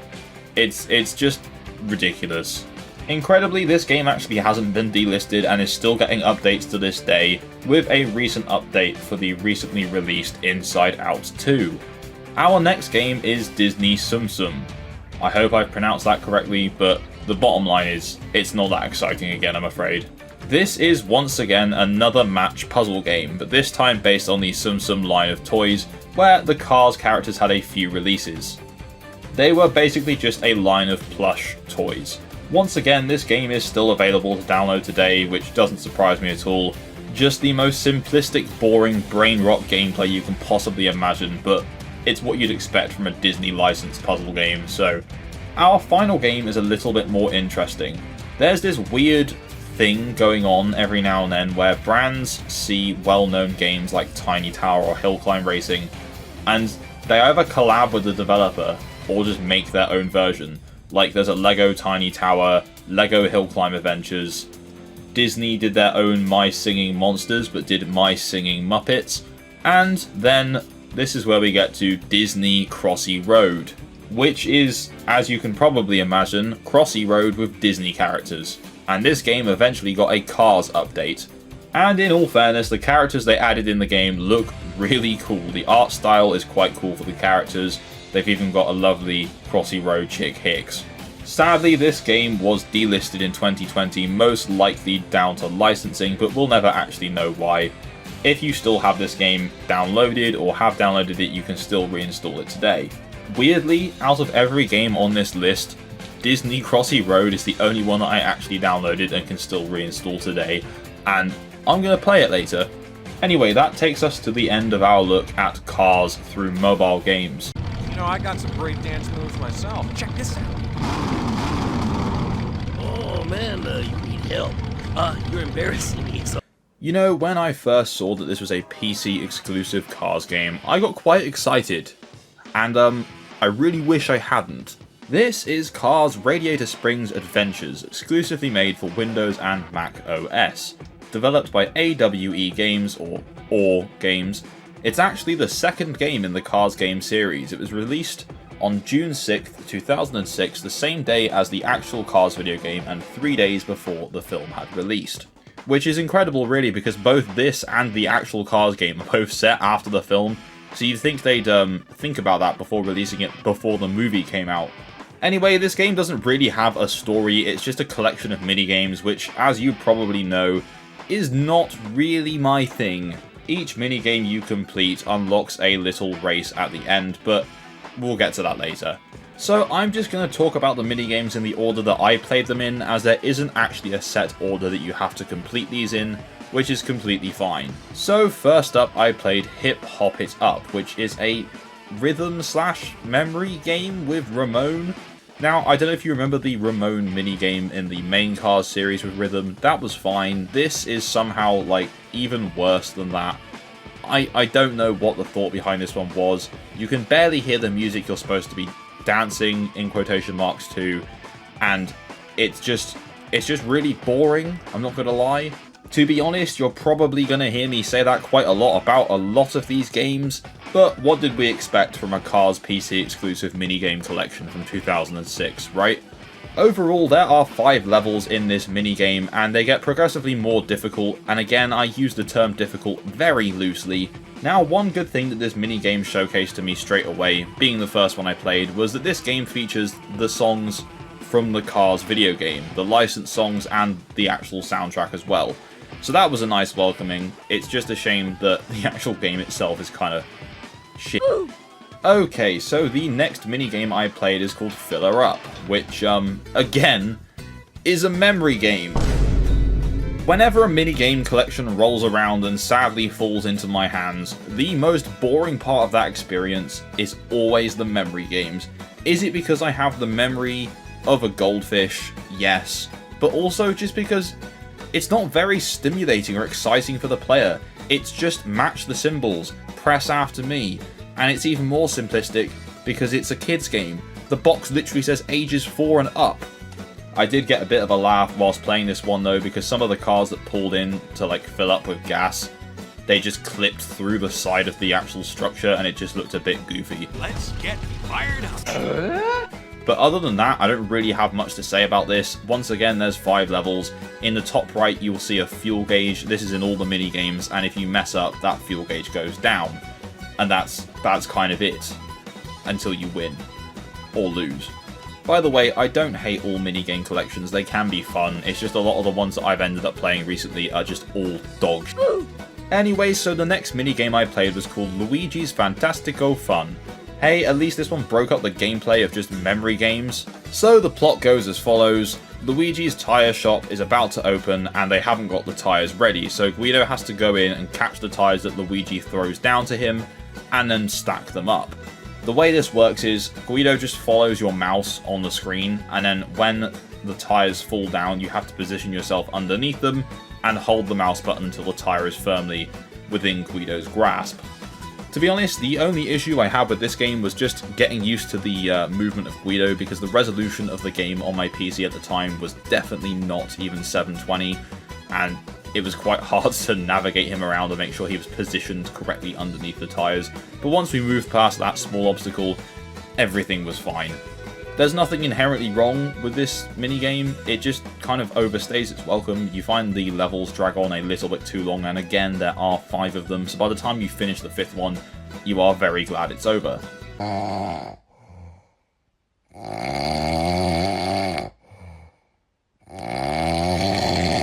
Okay, so next up we played Radiator Springs Curios, which is another memory game. No. Wait. Oh my god, please just make it stop. This one is slightly different to the other 2 at least. You just look at all these postcards and posters in Lizzie's shop, and then she removes them and you just have to remember where they go. It's not as difficult as it sounds because the game still has the outlines of the things, so you can see where the big circle poster goes, where the big square ones go. It only gets a little bit harder when you get to like level 4 and 5, when there's a bunch of posters that are the same size that you kind of have to figure out where they go. But to be honest, you can just complete those levels with trial and error. It's really not that difficult. Once again, completing the minigame unlocks you an extra race at the end, except this one is with Lizzie, which already makes it a completely ridiculous race that you know damn well that you're going to win. It always makes me laugh when they put Lizzie in these games because it's just completely unfair to her against everyone else, because it's such an old car that there's no way that she's going to be able to compete. And yet somehow they make her so ridiculously fast, it just looks ridiculous. Okay, so next up I played Doc's Tune-Up, which is a game that actually reminded me that he is a racer as well as an actual doctor that performs surgery on cars. Again, I'll give credit to this one just for not being a memory game. You just have to drag little nuts and bolts through a pipe and just make sure you don't touch the edges of the pipe.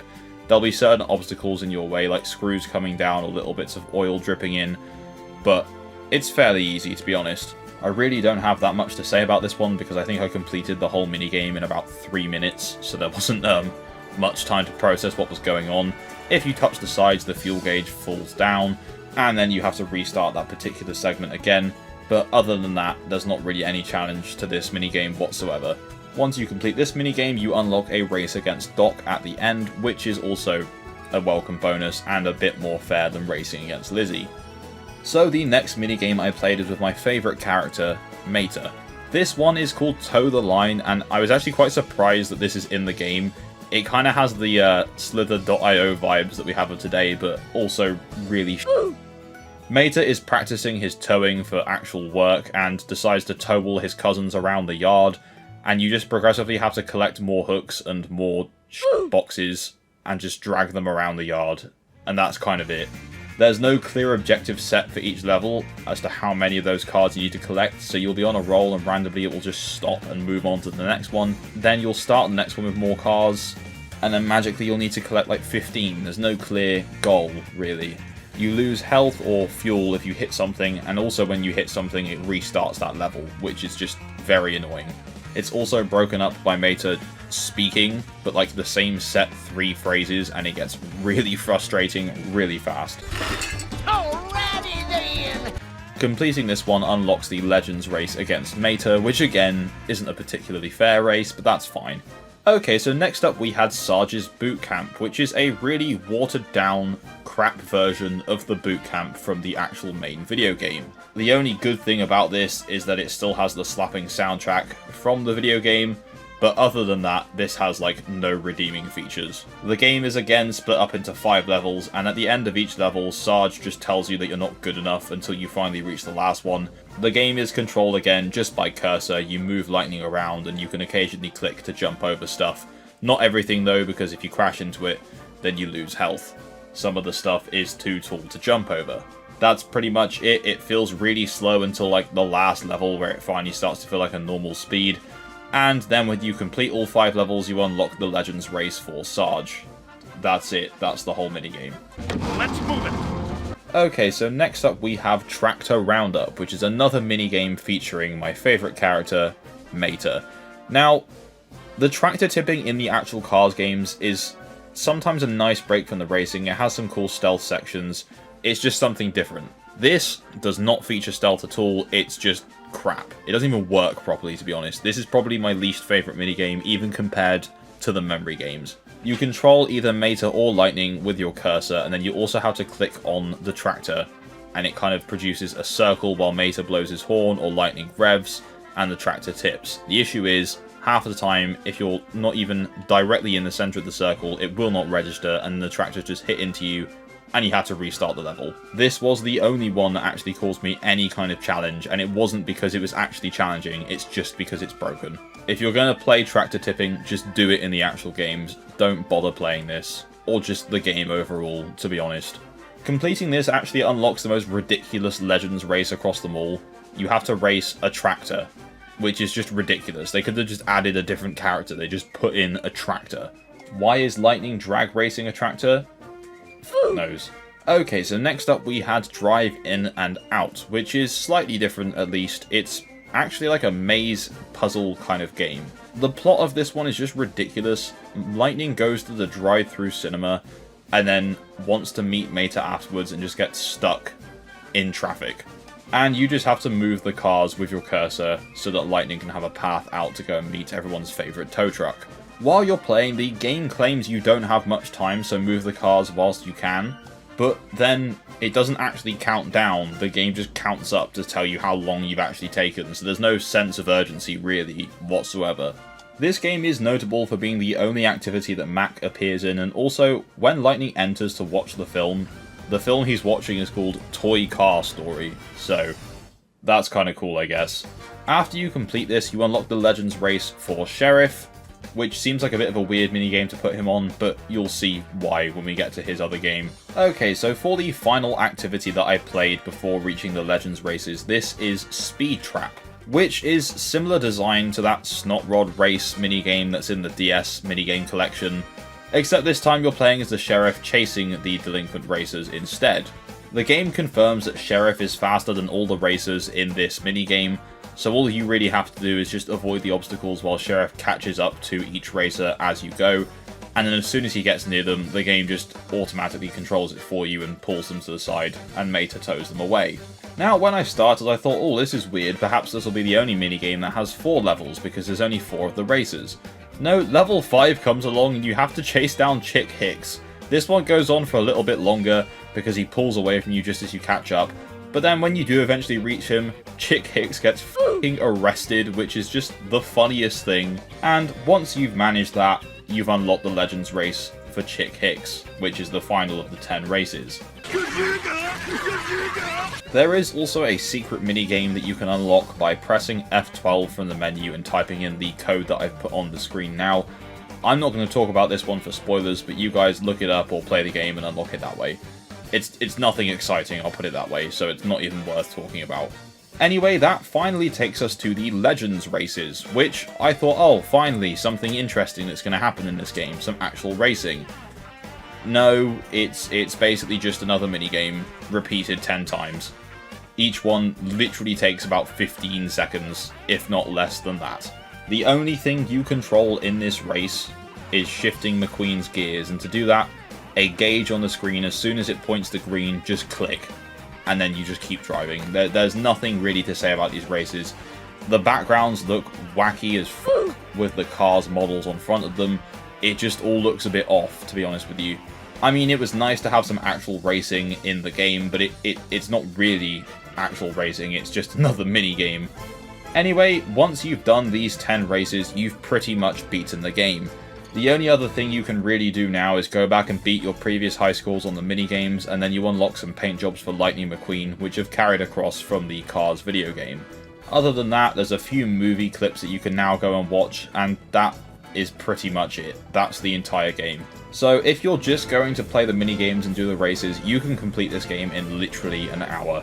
If you're going for 100% to get the paint jobs as well, you can do it in about an hour and a half, maybe just shy of 2 hours, depending on how difficult the records you've set yourself to beat are.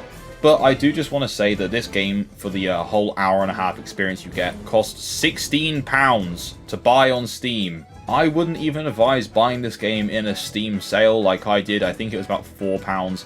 It's still not worth it. So that takes us to the end of our look at Cars Radiator Springs Adventures. Somehow this is still not the one I've hated the most. That record is still held by Cars 2 PSP, so at least it's not the worst one, but it's certainly not the best, so do not waste your money or time on this game. Cars Flash games. My god, I did not think there were going to be this many of them. So for the sake of ease in this video, I have handpicked some of the more interesting games. There's quite a lot of colouring books and other random nonsense that at some point we will look at, and we'll go through every single Flash game, but for now, here's the best of the bunch. Now, going into this video, I try to keep a level head in the fact that these games were definitely aimed at children, much like the actual Cars mainline entries, but significantly more so aimed at children. So, I've tried my best to not be too harsh, although given the quality of some of these things, it was pretty difficult, I must say. Anyway, these games are in no particular order, so without further ado, our first game is Cars 2 Driving. And whilst you're here, if you've already made it this far into the video, then please do subscribe for further Cars and movie tie-in game content. Anyway, this game is pretty much a really dumbed down version of Trials, or any kind of gravity balance based driving game to that degree. It's essentially hill climb racing if it were made in Scratch. Now, this was made to tie in with the second movie, as you can probably tell from the title of the game, and just while we're on the topic, every single one of these games has been pulled from an official collection preserving all these different Disney Flash games. Anyway, this game is pretty mid, I'm not going to lie. McQueen looks a bit weird from the side. The background is about as basic as it gets, as well as the track you're actually driving on.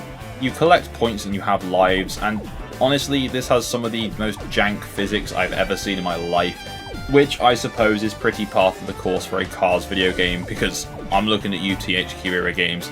You had some whack-ass physics. Anyway, if I had to give this a score out of 10, this is like a solid 5 for at least being a playable game. It's very lazy, it's very shoddily put together, but at least I could sit and play it without issue. Okay, so next up we have Lightning McQueen's Desert Dash. Now, I've got to say outright, this is probably the most impressive of all the Flash games that I tried. It features an actual race against other racers, the models of the cars are actually weirdly okay for a Flash game, and this was built to tie in with the first movie. You are racing against Chick Hicks, the King, Snot Rod, and Boost.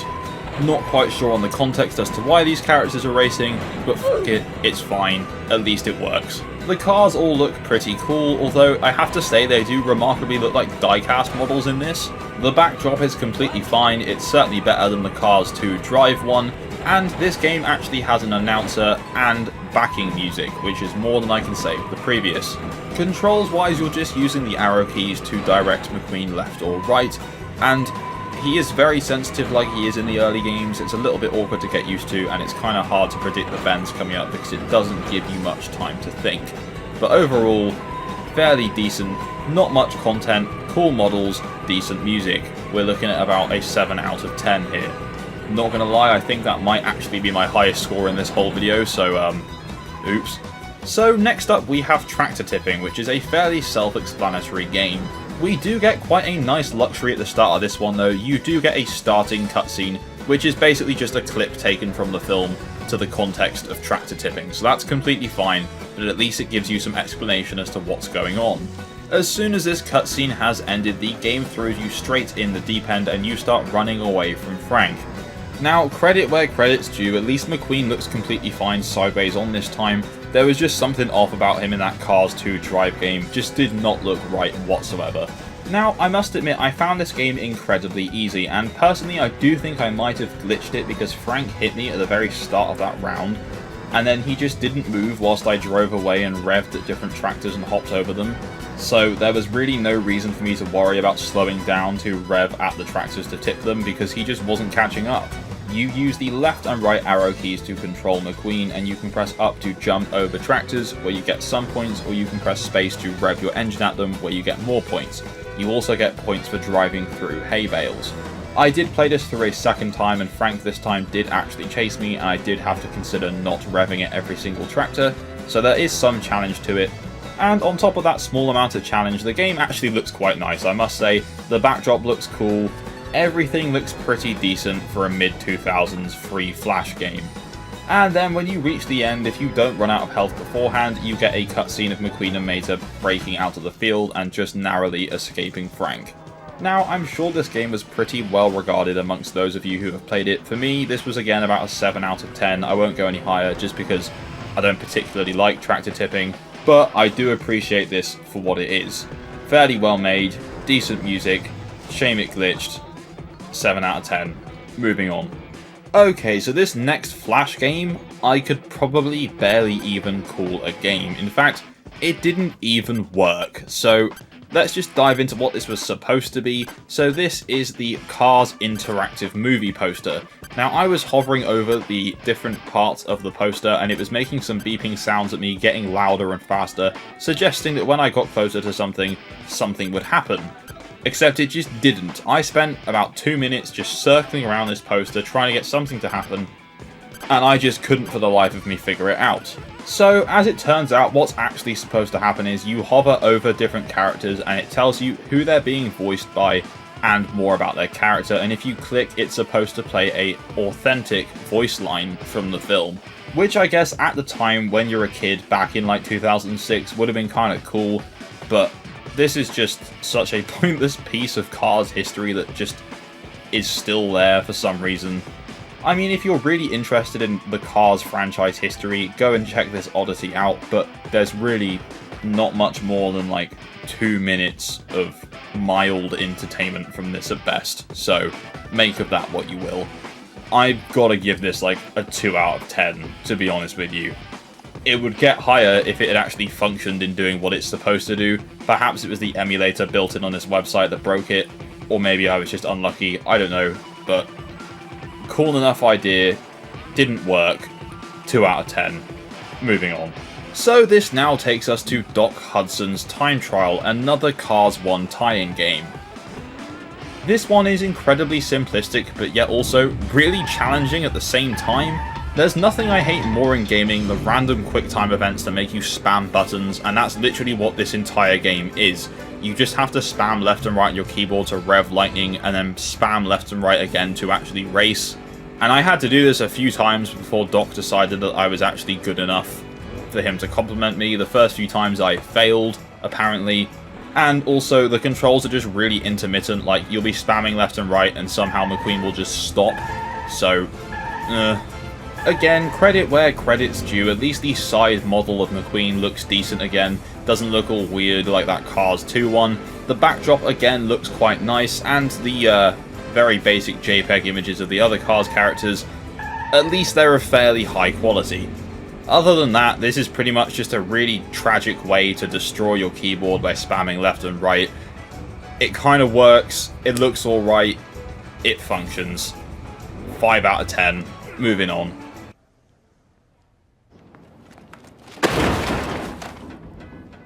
Okay, so finally for today we have Radiator Springs Racing. Now this is a really mixed bag of a game, and that's really just down to the genre of game this actually is. One of those old top-down races that, if you play today, are just quite infuriating, to be honest with you. Anyway, let's start with the positives. Now, this game has, for a Flash game, quite a lot of content. There are a few playable characters, including, of course, Lightning. Then you've got Mater, Sally, Doc, and some of the others as well. On top of that, there is actually more than one race to compete in, which is lovely.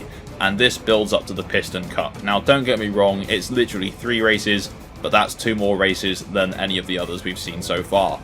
Now, I don't know if this game is intended to have music and sound or not. I'm going to assume it probably is, but unfortunately this game suffered a glitch from the Flash emulation it was using, so there was no sound included. All of the positives, though, unfortunately are not enough to stop the fact that this is a top-down racer, of the worst kind.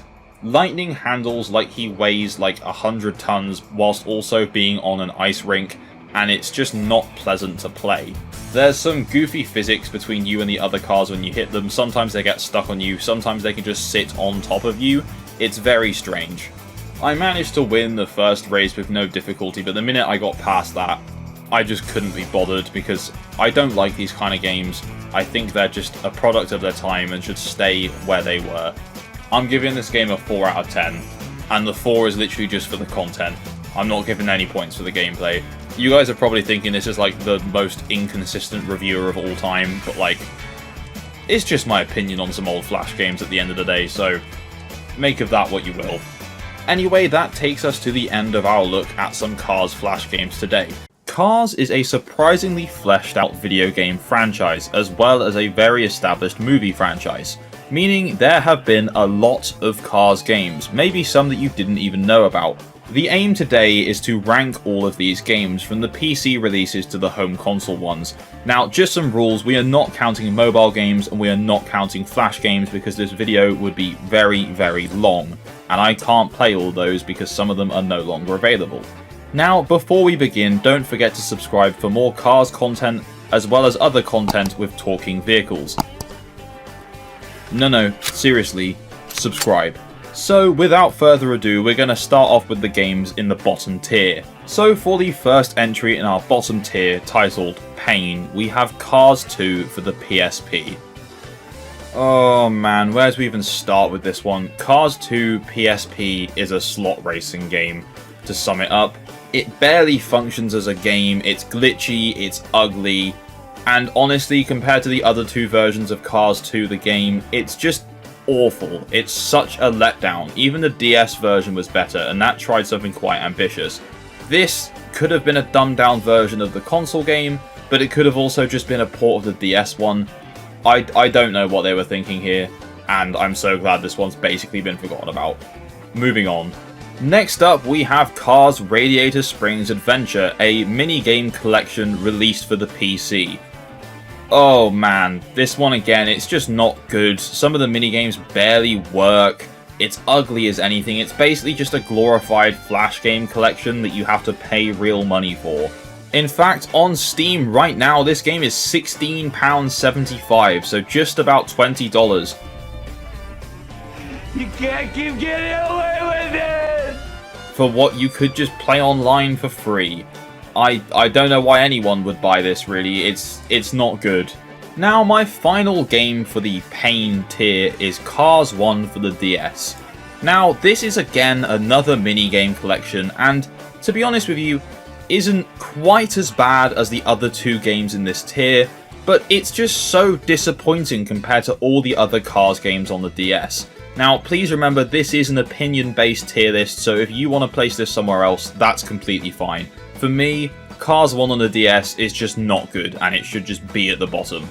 Credit where it's due though, this is the best of the three in this tier, and at least the minigames actually worked properly.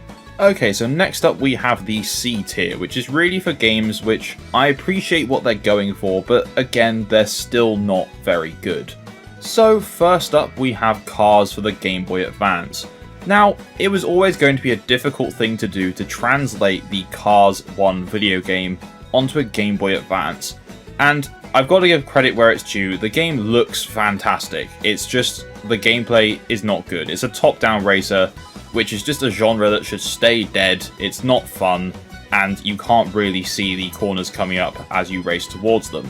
Lightning handles fine, but the other cars that you can play as all just feel very weird. But hey, it's colourful and the idea was there.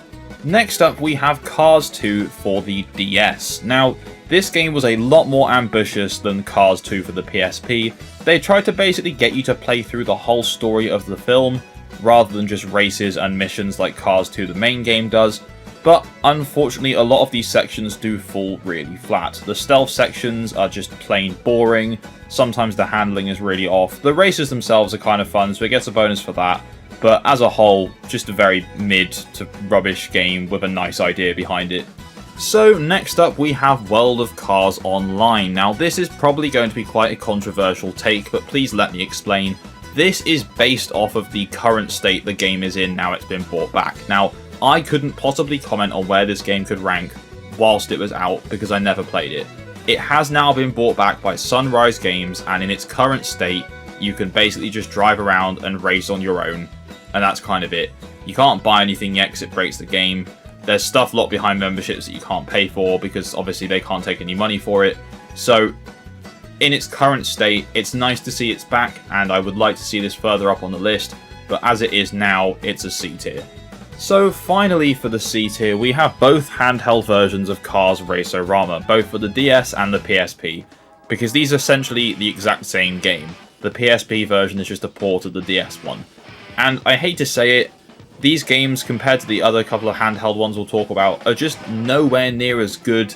They're uglier, they don't run as well, the lighting's really off, the handling is weird, I don't know man. I liked what they were going for here, and it followed up on some really good handheld ports before it, but this was just not it.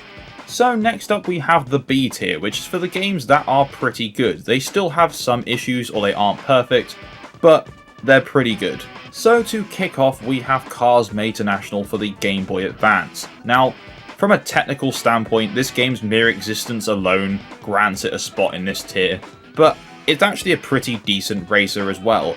It's not the most perfect game I've ever played, but the fact that it came out on the Game Boy Advance as late as it did and it looked as good as it did is a miracle in itself. Yes, it doesn't save properly and you have to use codes, that is a pain in the... but it's a really cool game, I'm not gonna lie guys. Then next up, speaking of Mational, we have the DS port, which is basically just an upscale version of the Game Boy Advance port with saving and some additional content.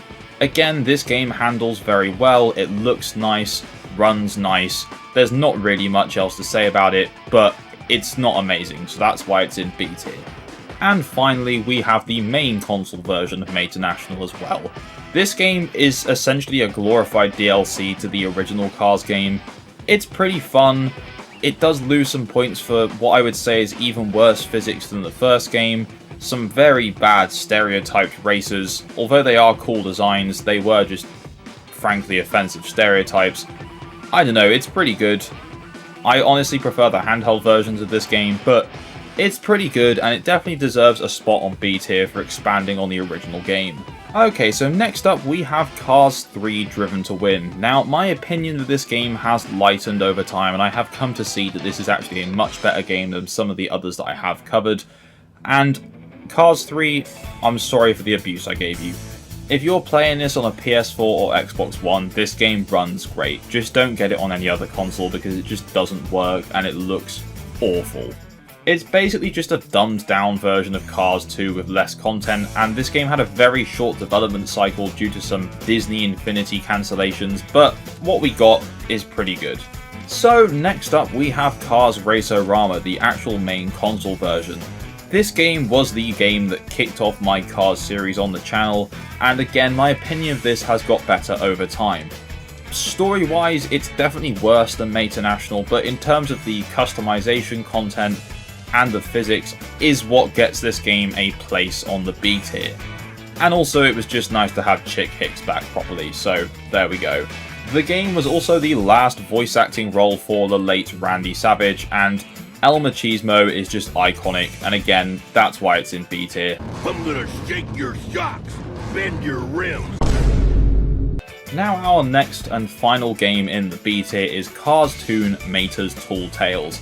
Now I know I'm yet to make a full video on this game, but I have finally got around to looking at it and playing it, and out of the 3 Cars minigame collections that we have, this is by far the best one. It's by no means a perfect game, and I'm not a big minigame fan, but I couldn't put this any lower than B because it would just be offensive to a lot of the other games. So our first game in the A tier is Cars 1 for the PSP. Now, this game does lack the free roam that the main game does, but by god is it a competent racer. It's really good. It has some really good exclusive maps, it handles really nicely, it has its own little unique story. Honestly, this game is as good as the main Cars 1 game. If you haven't played this game yet, I would highly recommend playing it. It is a really good time. Now the only other game that I have put in A tier is Cars the video game. Now this game really set quite a high standard for movie tie-in games, and I just love it. It's great. Yes, the physics are janky. Yes, there are some interesting design choices, but honestly this game has aged pretty well. It gets bonus points for having the original voice cast as well, and all in all is a pretty good time. Now those design choices and physics are the only thing keeping this game from being in my top tier, but it's a great game and I love it, so please don't think that I'm dissing it. And that finally takes us to the top tier of Ka-Chow. Now there was only one game for me that could fill this slot, and that is Cars 2 the video game. This game really is the perfect kart racer.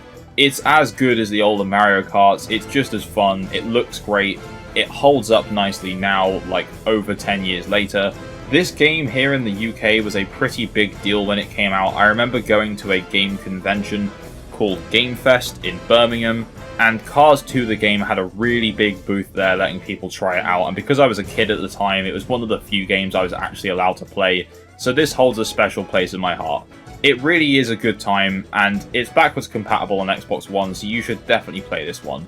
So that takes us to the end of my Cars games ranked. Now of course, everyone's opinions on this are going to differ. I'm sure you would place some of these games in different places, and if you do, I'd like to know about it. Put it in the comments below. What do you think should be top tier? What do you think should be bottom tier? Share it all in the comments below, but please keep it friendly. We all know and love the Cars movie game. It was a game that defied the odds of what a movie tie-in could possibly be. But what if I told you there was actually a Cars party game on the Wii, and it's actually not bad? Yes, that's right, we are finally looking at Cars Toon Mater's Tall Tales for the Nintendo Wii. This game also released on PC, but today we are specifically looking at the Wii version with the motion controls. Now before we go any further, now is your chance to subscribe. If you like Cars content or movie tie-in games, then this place will be great for you. No, seriously, subscribe.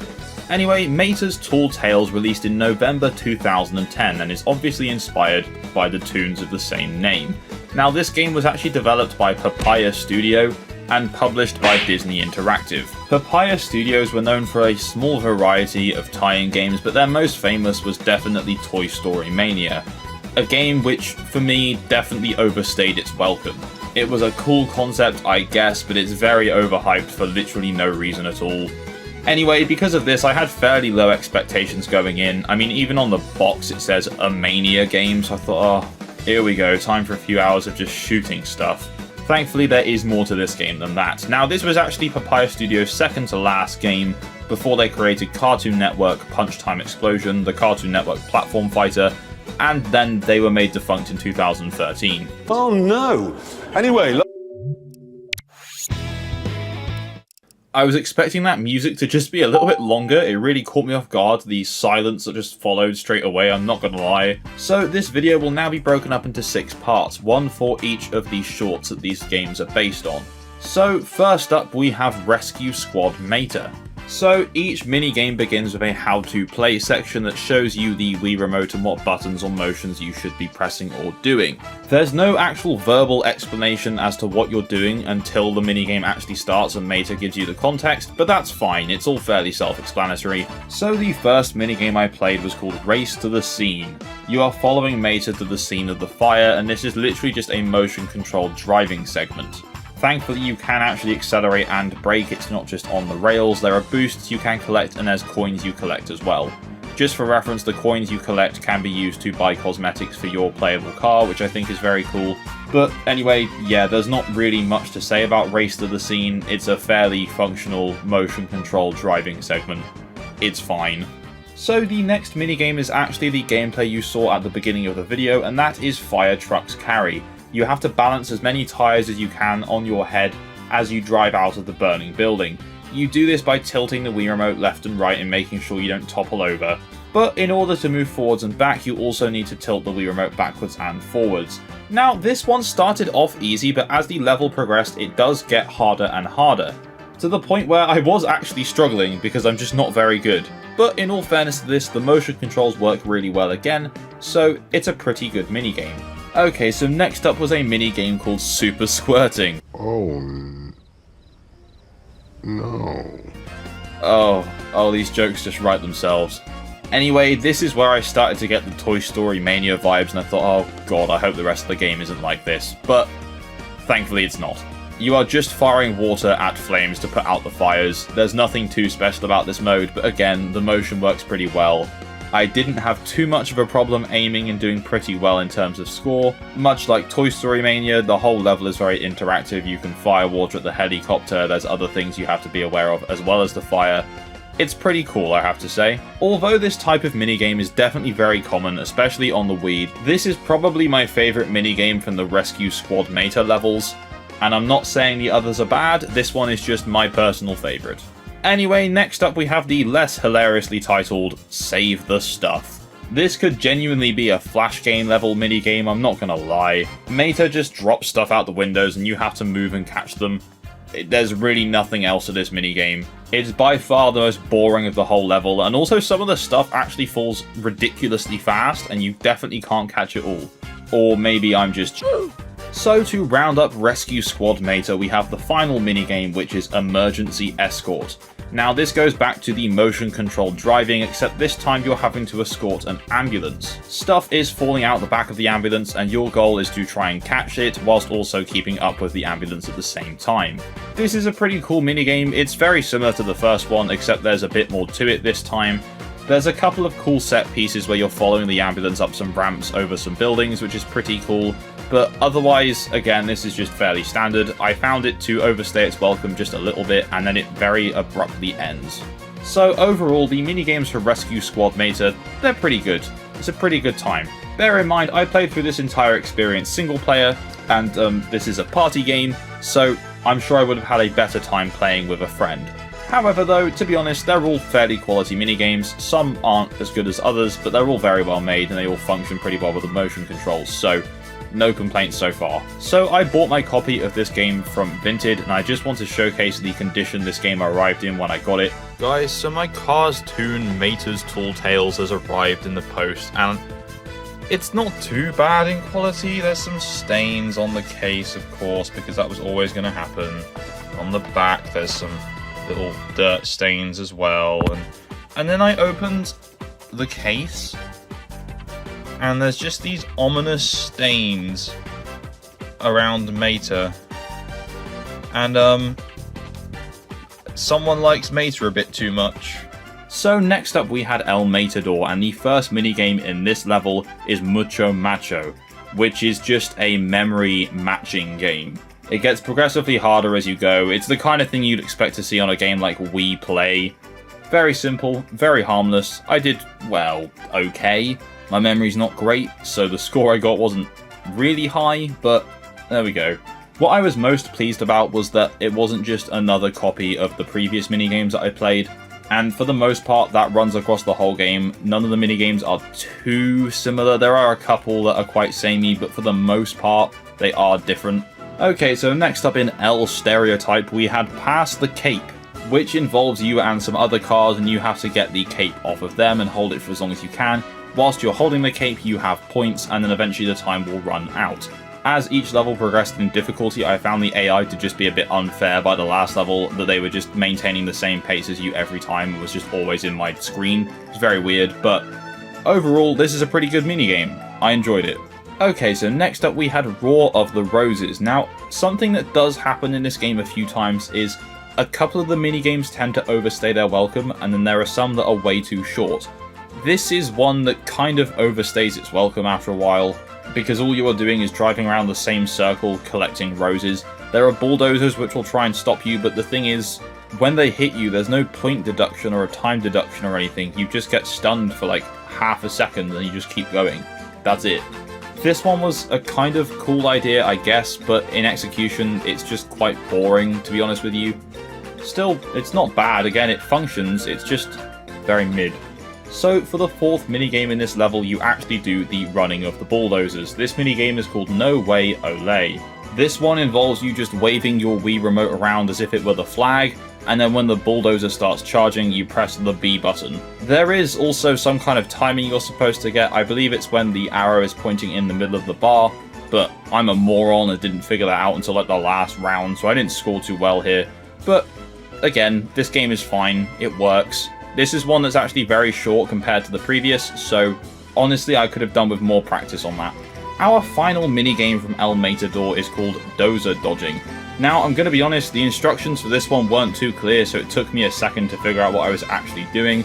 The point is you drive around and you've got to get the balls to drive through oil. So you drop oil on the floor, wait just enough time for the ball to charge at you and drive out the way, and they spin out and you get points. Once I had figured it out, this was definitely one of my favourites from El Matador. This is a really good minigame. Just a clearer explanation as to how it actually works would be nice, rather than just some images on a screen with no text either, might I add. It wouldn't have been hard to do that. But hey ho. You know, it only just occurred to me, as I've only just talked about 2 of the 6 levels, that this is going to be quite a long video. Okay, so our next level was Tokyo Mater, and the first minigame in that is called Matification. There we go. This is a minigame where the whole concept is you just spray paint Mater. That's it. You spray paint him red and then for some reason he turns blue. I'm not sure if this one was thought through so well, but it functions again. The motion controls are fine. There's nothing wrong with it really, it's just a bit boring. And again, this one goes on a little bit too long. Once I've spray painted Mater once, I don't really want to do it again. Okay, so next up we had Downtown Drifters, which sees you drifting through downtown Tokyo using motion controls, but very simple motion controls. You just tilt the Wii remote in the direction you want to drift. You hold the drifts, you get points. That's the whole game. You just have to dodge a few oncoming things, and that's it. Very simple, very fun, very good. I see drift, I am a happy man, and that's all I have to say about this minigame. It's good. Seriously, I wish I could say more, but genuinely, that's all there is to it. This is just harmless. Next up, we have the minigame that definitely overstays its welcome more than any other minigame in this whole game. And that is Lose Them Ninjas. And you know this is going to be the longest one in the whole game, because it's the only game with the soundtrack longer than 2 minutes. You are trying to run away from ninjas, and you are firing back at them as they throw ninja stars at you.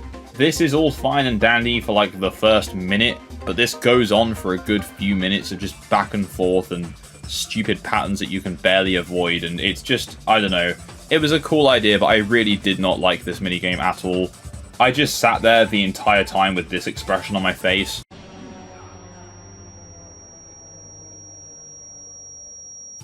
So yeah, I'd really like to lose them ninjas because this minigame was Moving on. So next up we had Construction Zone. Now this was the first time I started to feel the cracks in the motion controls start to show.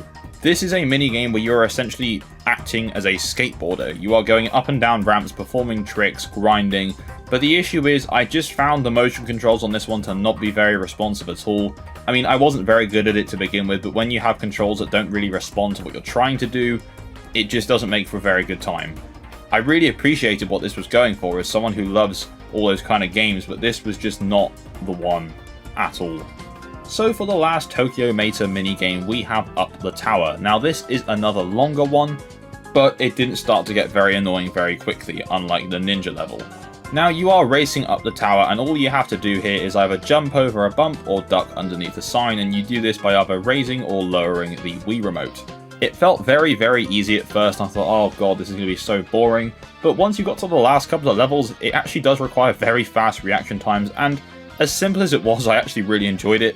Another thing I have to say about this minigame, and to be honest, all of the minigames, the soundtrack goes so unnecessarily hard. It's really good, I'm not going to lie.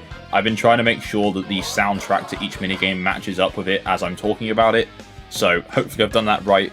But yeah, wow, soundtrack, great, love it. Anyway, that took me to the end of Tokyo Meta, and overall, like the other two levels, it's pretty good. There is a little bit more that I wasn't so keen on. I'm sure you guys might have differing opinions, and that's completely fine. But anyway, on to the next level. So we are now halfway through these minigames, and next up we have Meta the Greater. And the first minigame in this level is High Hoops. You have to raise your hoop high enough for Meta to jump through, and to do this, it's essentially like using an air pump. You're just moving the Wii Remote up and down over and over again, and I tell you what, I'm really glad no one came into my room whilst I was playing this, because I would have looked so strange just sat there at my desk in like darkness, pumping a Wii Remote up and down in front of my body. But yeah, the motion controls work pretty well on this. It's a pretty decent minigame, and it's not over too quickly, and it doesn't overstay its welcome. Next up, we have the Whirling Bars of Dent, which is a bit of a mouthful, to be honest, but that's fine. This is essentially just jump rope. That's all there is to it. You just lift the Wii Remote up to jump, and occasionally the rope sets on fire. That's it. It's fine, I guess. There's not really much else to say about this one. It's just there. So next up we have Meta's Favorite Fan, which again is very Wii Play coded. You just have to scan around and find the particular car that the camera is showing.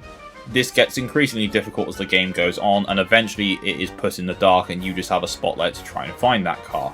As I say, very reminiscent of Wii Play. But this one works completely fine. There are 10 rounds of it, which sounds like a lot, but the rounds literally take like 10 seconds, 20 seconds really, so it's not too bad. Could have done with a few less rounds maybe, but overall this is a pretty good minigame. Okay, so next up we have Big Bad Jumpin', and I think this might be my least favourite in the whole game. I could not for the life of me get this game to work properly. I wasn't sure what I was doing wrong. The essential point is you've got to race over hurdles and get to the finish line. I think it's not really explained that well. Every time I did it, I scored like no points. I could not understand what I was supposed to do. It was very short anyway, so I didn't really have the time to figure it out either. Overall, definitely like the worst minigame in this whole game. Really did not enjoy this. Absolute shit. Give it a miss. For our final minigame of Meta the Greater, we have High Dive, which is a pretty unoffensive standard minigame. You are jumping from great heights to land in some water, which I don't really know how that works when you're a car. You have to hit balloons on the way down to score points.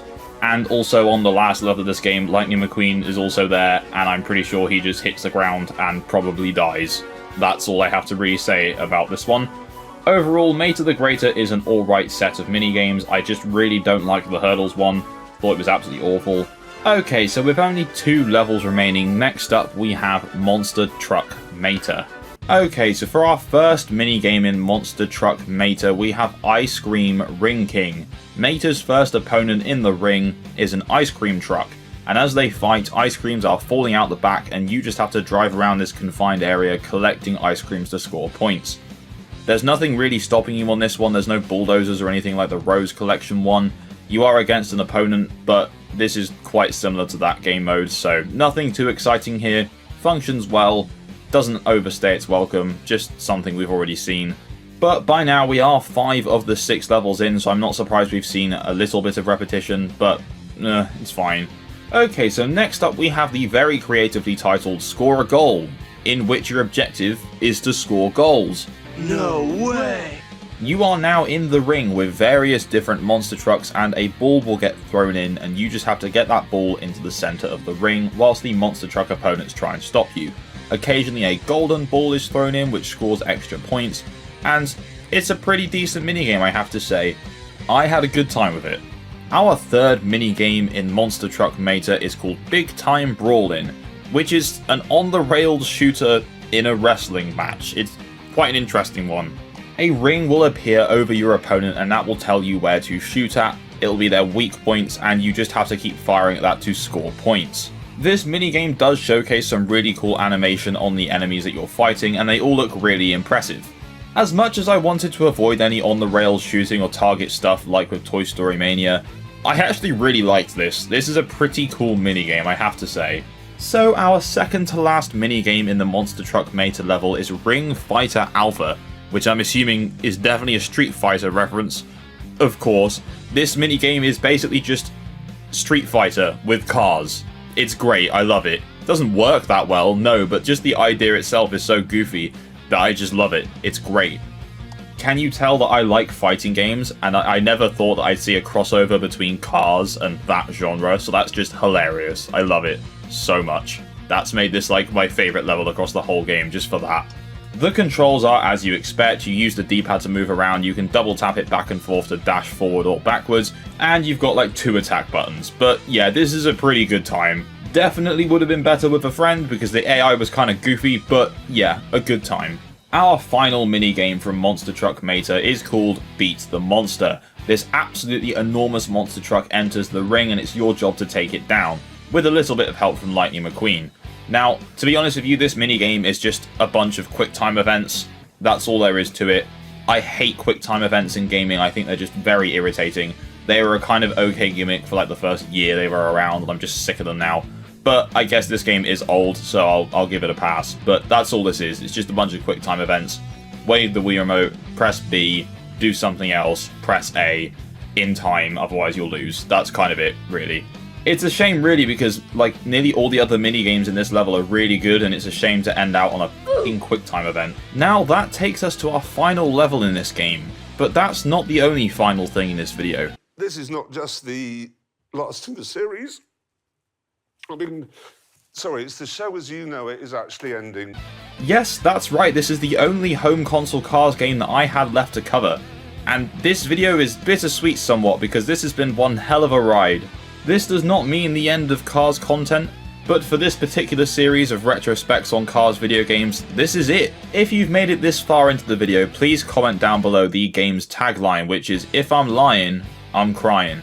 Anyway, our final level is UFM, or Unidentified Flying Mater. So the first couple of minigames in UFM are basically just Toy Story Mania coded shooting things, which is fine. So for our first one, we have Hit the Cans. Great. This one is very self-explanatory. You are just throwing stuff at cans and knocking them over. There are tractors to tip as well, which get you extra points. When you tip the tractors, some cans appear over their head. Flying cans, of course. There's nothing inherently wrong with this minigame. It's fine. It's just quite boring, to be honest with you. Considering this is the last level in the game, I was expecting a little bit more, but that's fine. At least the next level won't be the same. Right? Right? Okay, so yeah, the next level is kind of similar. This is Hubcap Hubbub. Another shooting game, really. Tires are moving around and you have to put the hubcaps back in them. And again, that's pretty much the entire minigame. By this point, I was already bored of the tin can one last time, so this really did not help my enjoyment of this level whatsoever.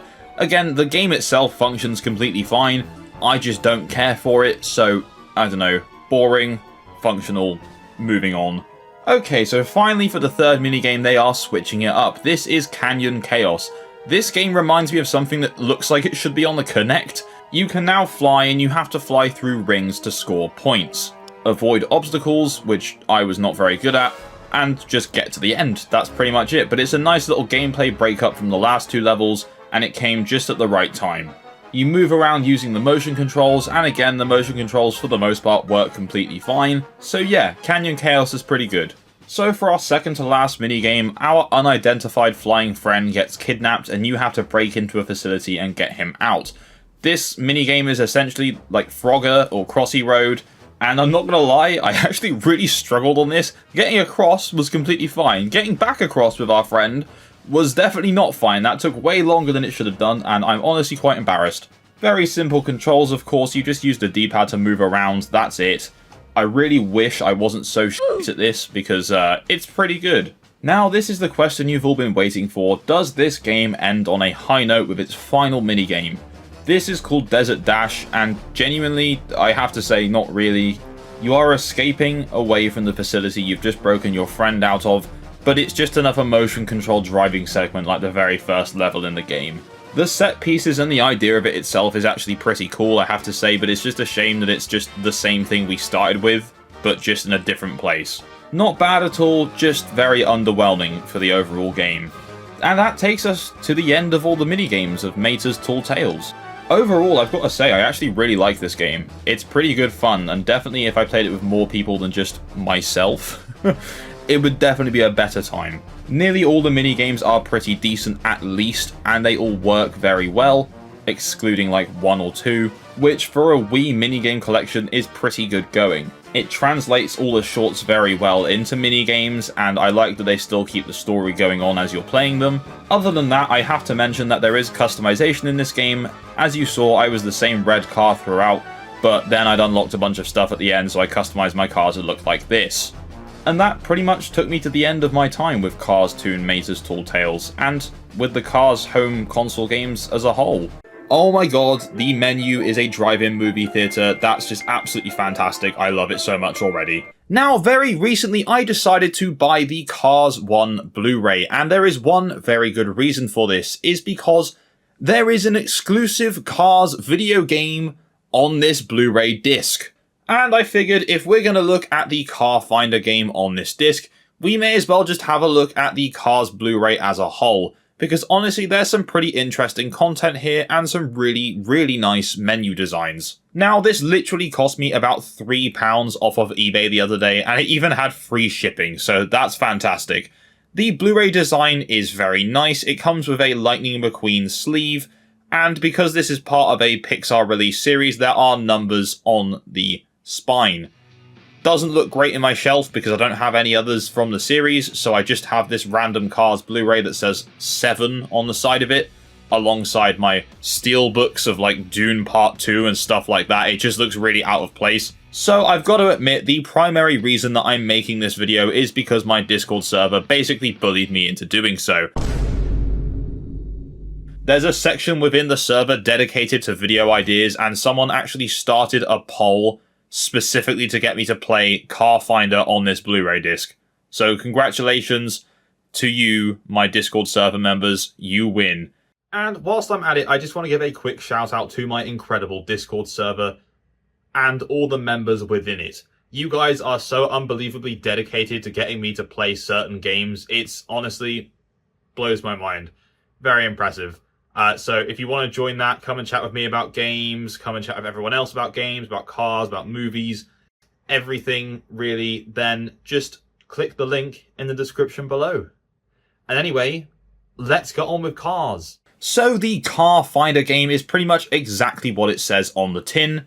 You find cars. Car Finder is split up into 3 different levels. Level 1 is based around characters who appeared at the Motor Speedway of the South, and is by far the easiest level of the 3. The second level is themed around characters who appeared during McQueen's trip to California, as well as Radiator Springs residents and flashback cars.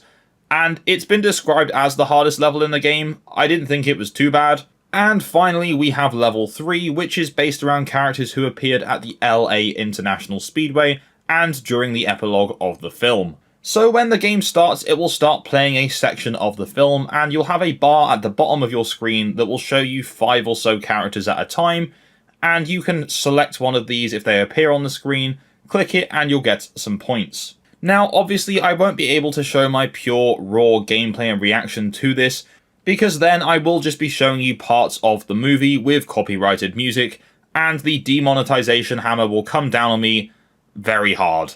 As well as these sections, gameplay is also broken up with some still images where you are challenged to identify all the cars in that image within a 40-second time frame. Now in total there are 217 cars to identify throughout the 3 levels, and each time you identify a car it unlocks their bio in the car guide, which honestly adds a whole new level of depth to this first Cars film that I never even knew existed. Now if I had to compare the gameplay of Car Finder to something, it would have to be the hazard perception test that all learning UK drivers must complete before passing their driving test. It shows you various hazards and you have to click when you see them, and honestly that feels exactly like Car Finder, except you just click when the relevant car comes up. A ridiculous comparison, I know, but it just makes sense to me. Now, is this the greatest game ever made? Of course it isn't. Why would it be? But this is a fantastic inclusion to what would just be a movie on a Blu-ray disc. Disney didn't need to add this onto the Blu-ray, but they did, and it's added so much depth to the film. It's fantastic. If you really want to immerse yourself into the world of the film, then this is the perfect way to do so, because it lets you look at scenes of the film in different ways that you wouldn't normally look at it. And then you can learn about all these background characters and how they fit into the overall story of the film. Now let's talk about what else you get with your Cars Blu-ray disc as well as Car Finder. Upon booting the disc up, you get a classic Disney home video trailer which featured footage from Chicken Little, which is a film honestly I forgot existed, as well as the Eddie Murphy Haunted Mansion. After a brief look at a HD Blu-ray restoration of Sleeping Beauty, we then move on to a trailer that will forever be ingrained in my brain.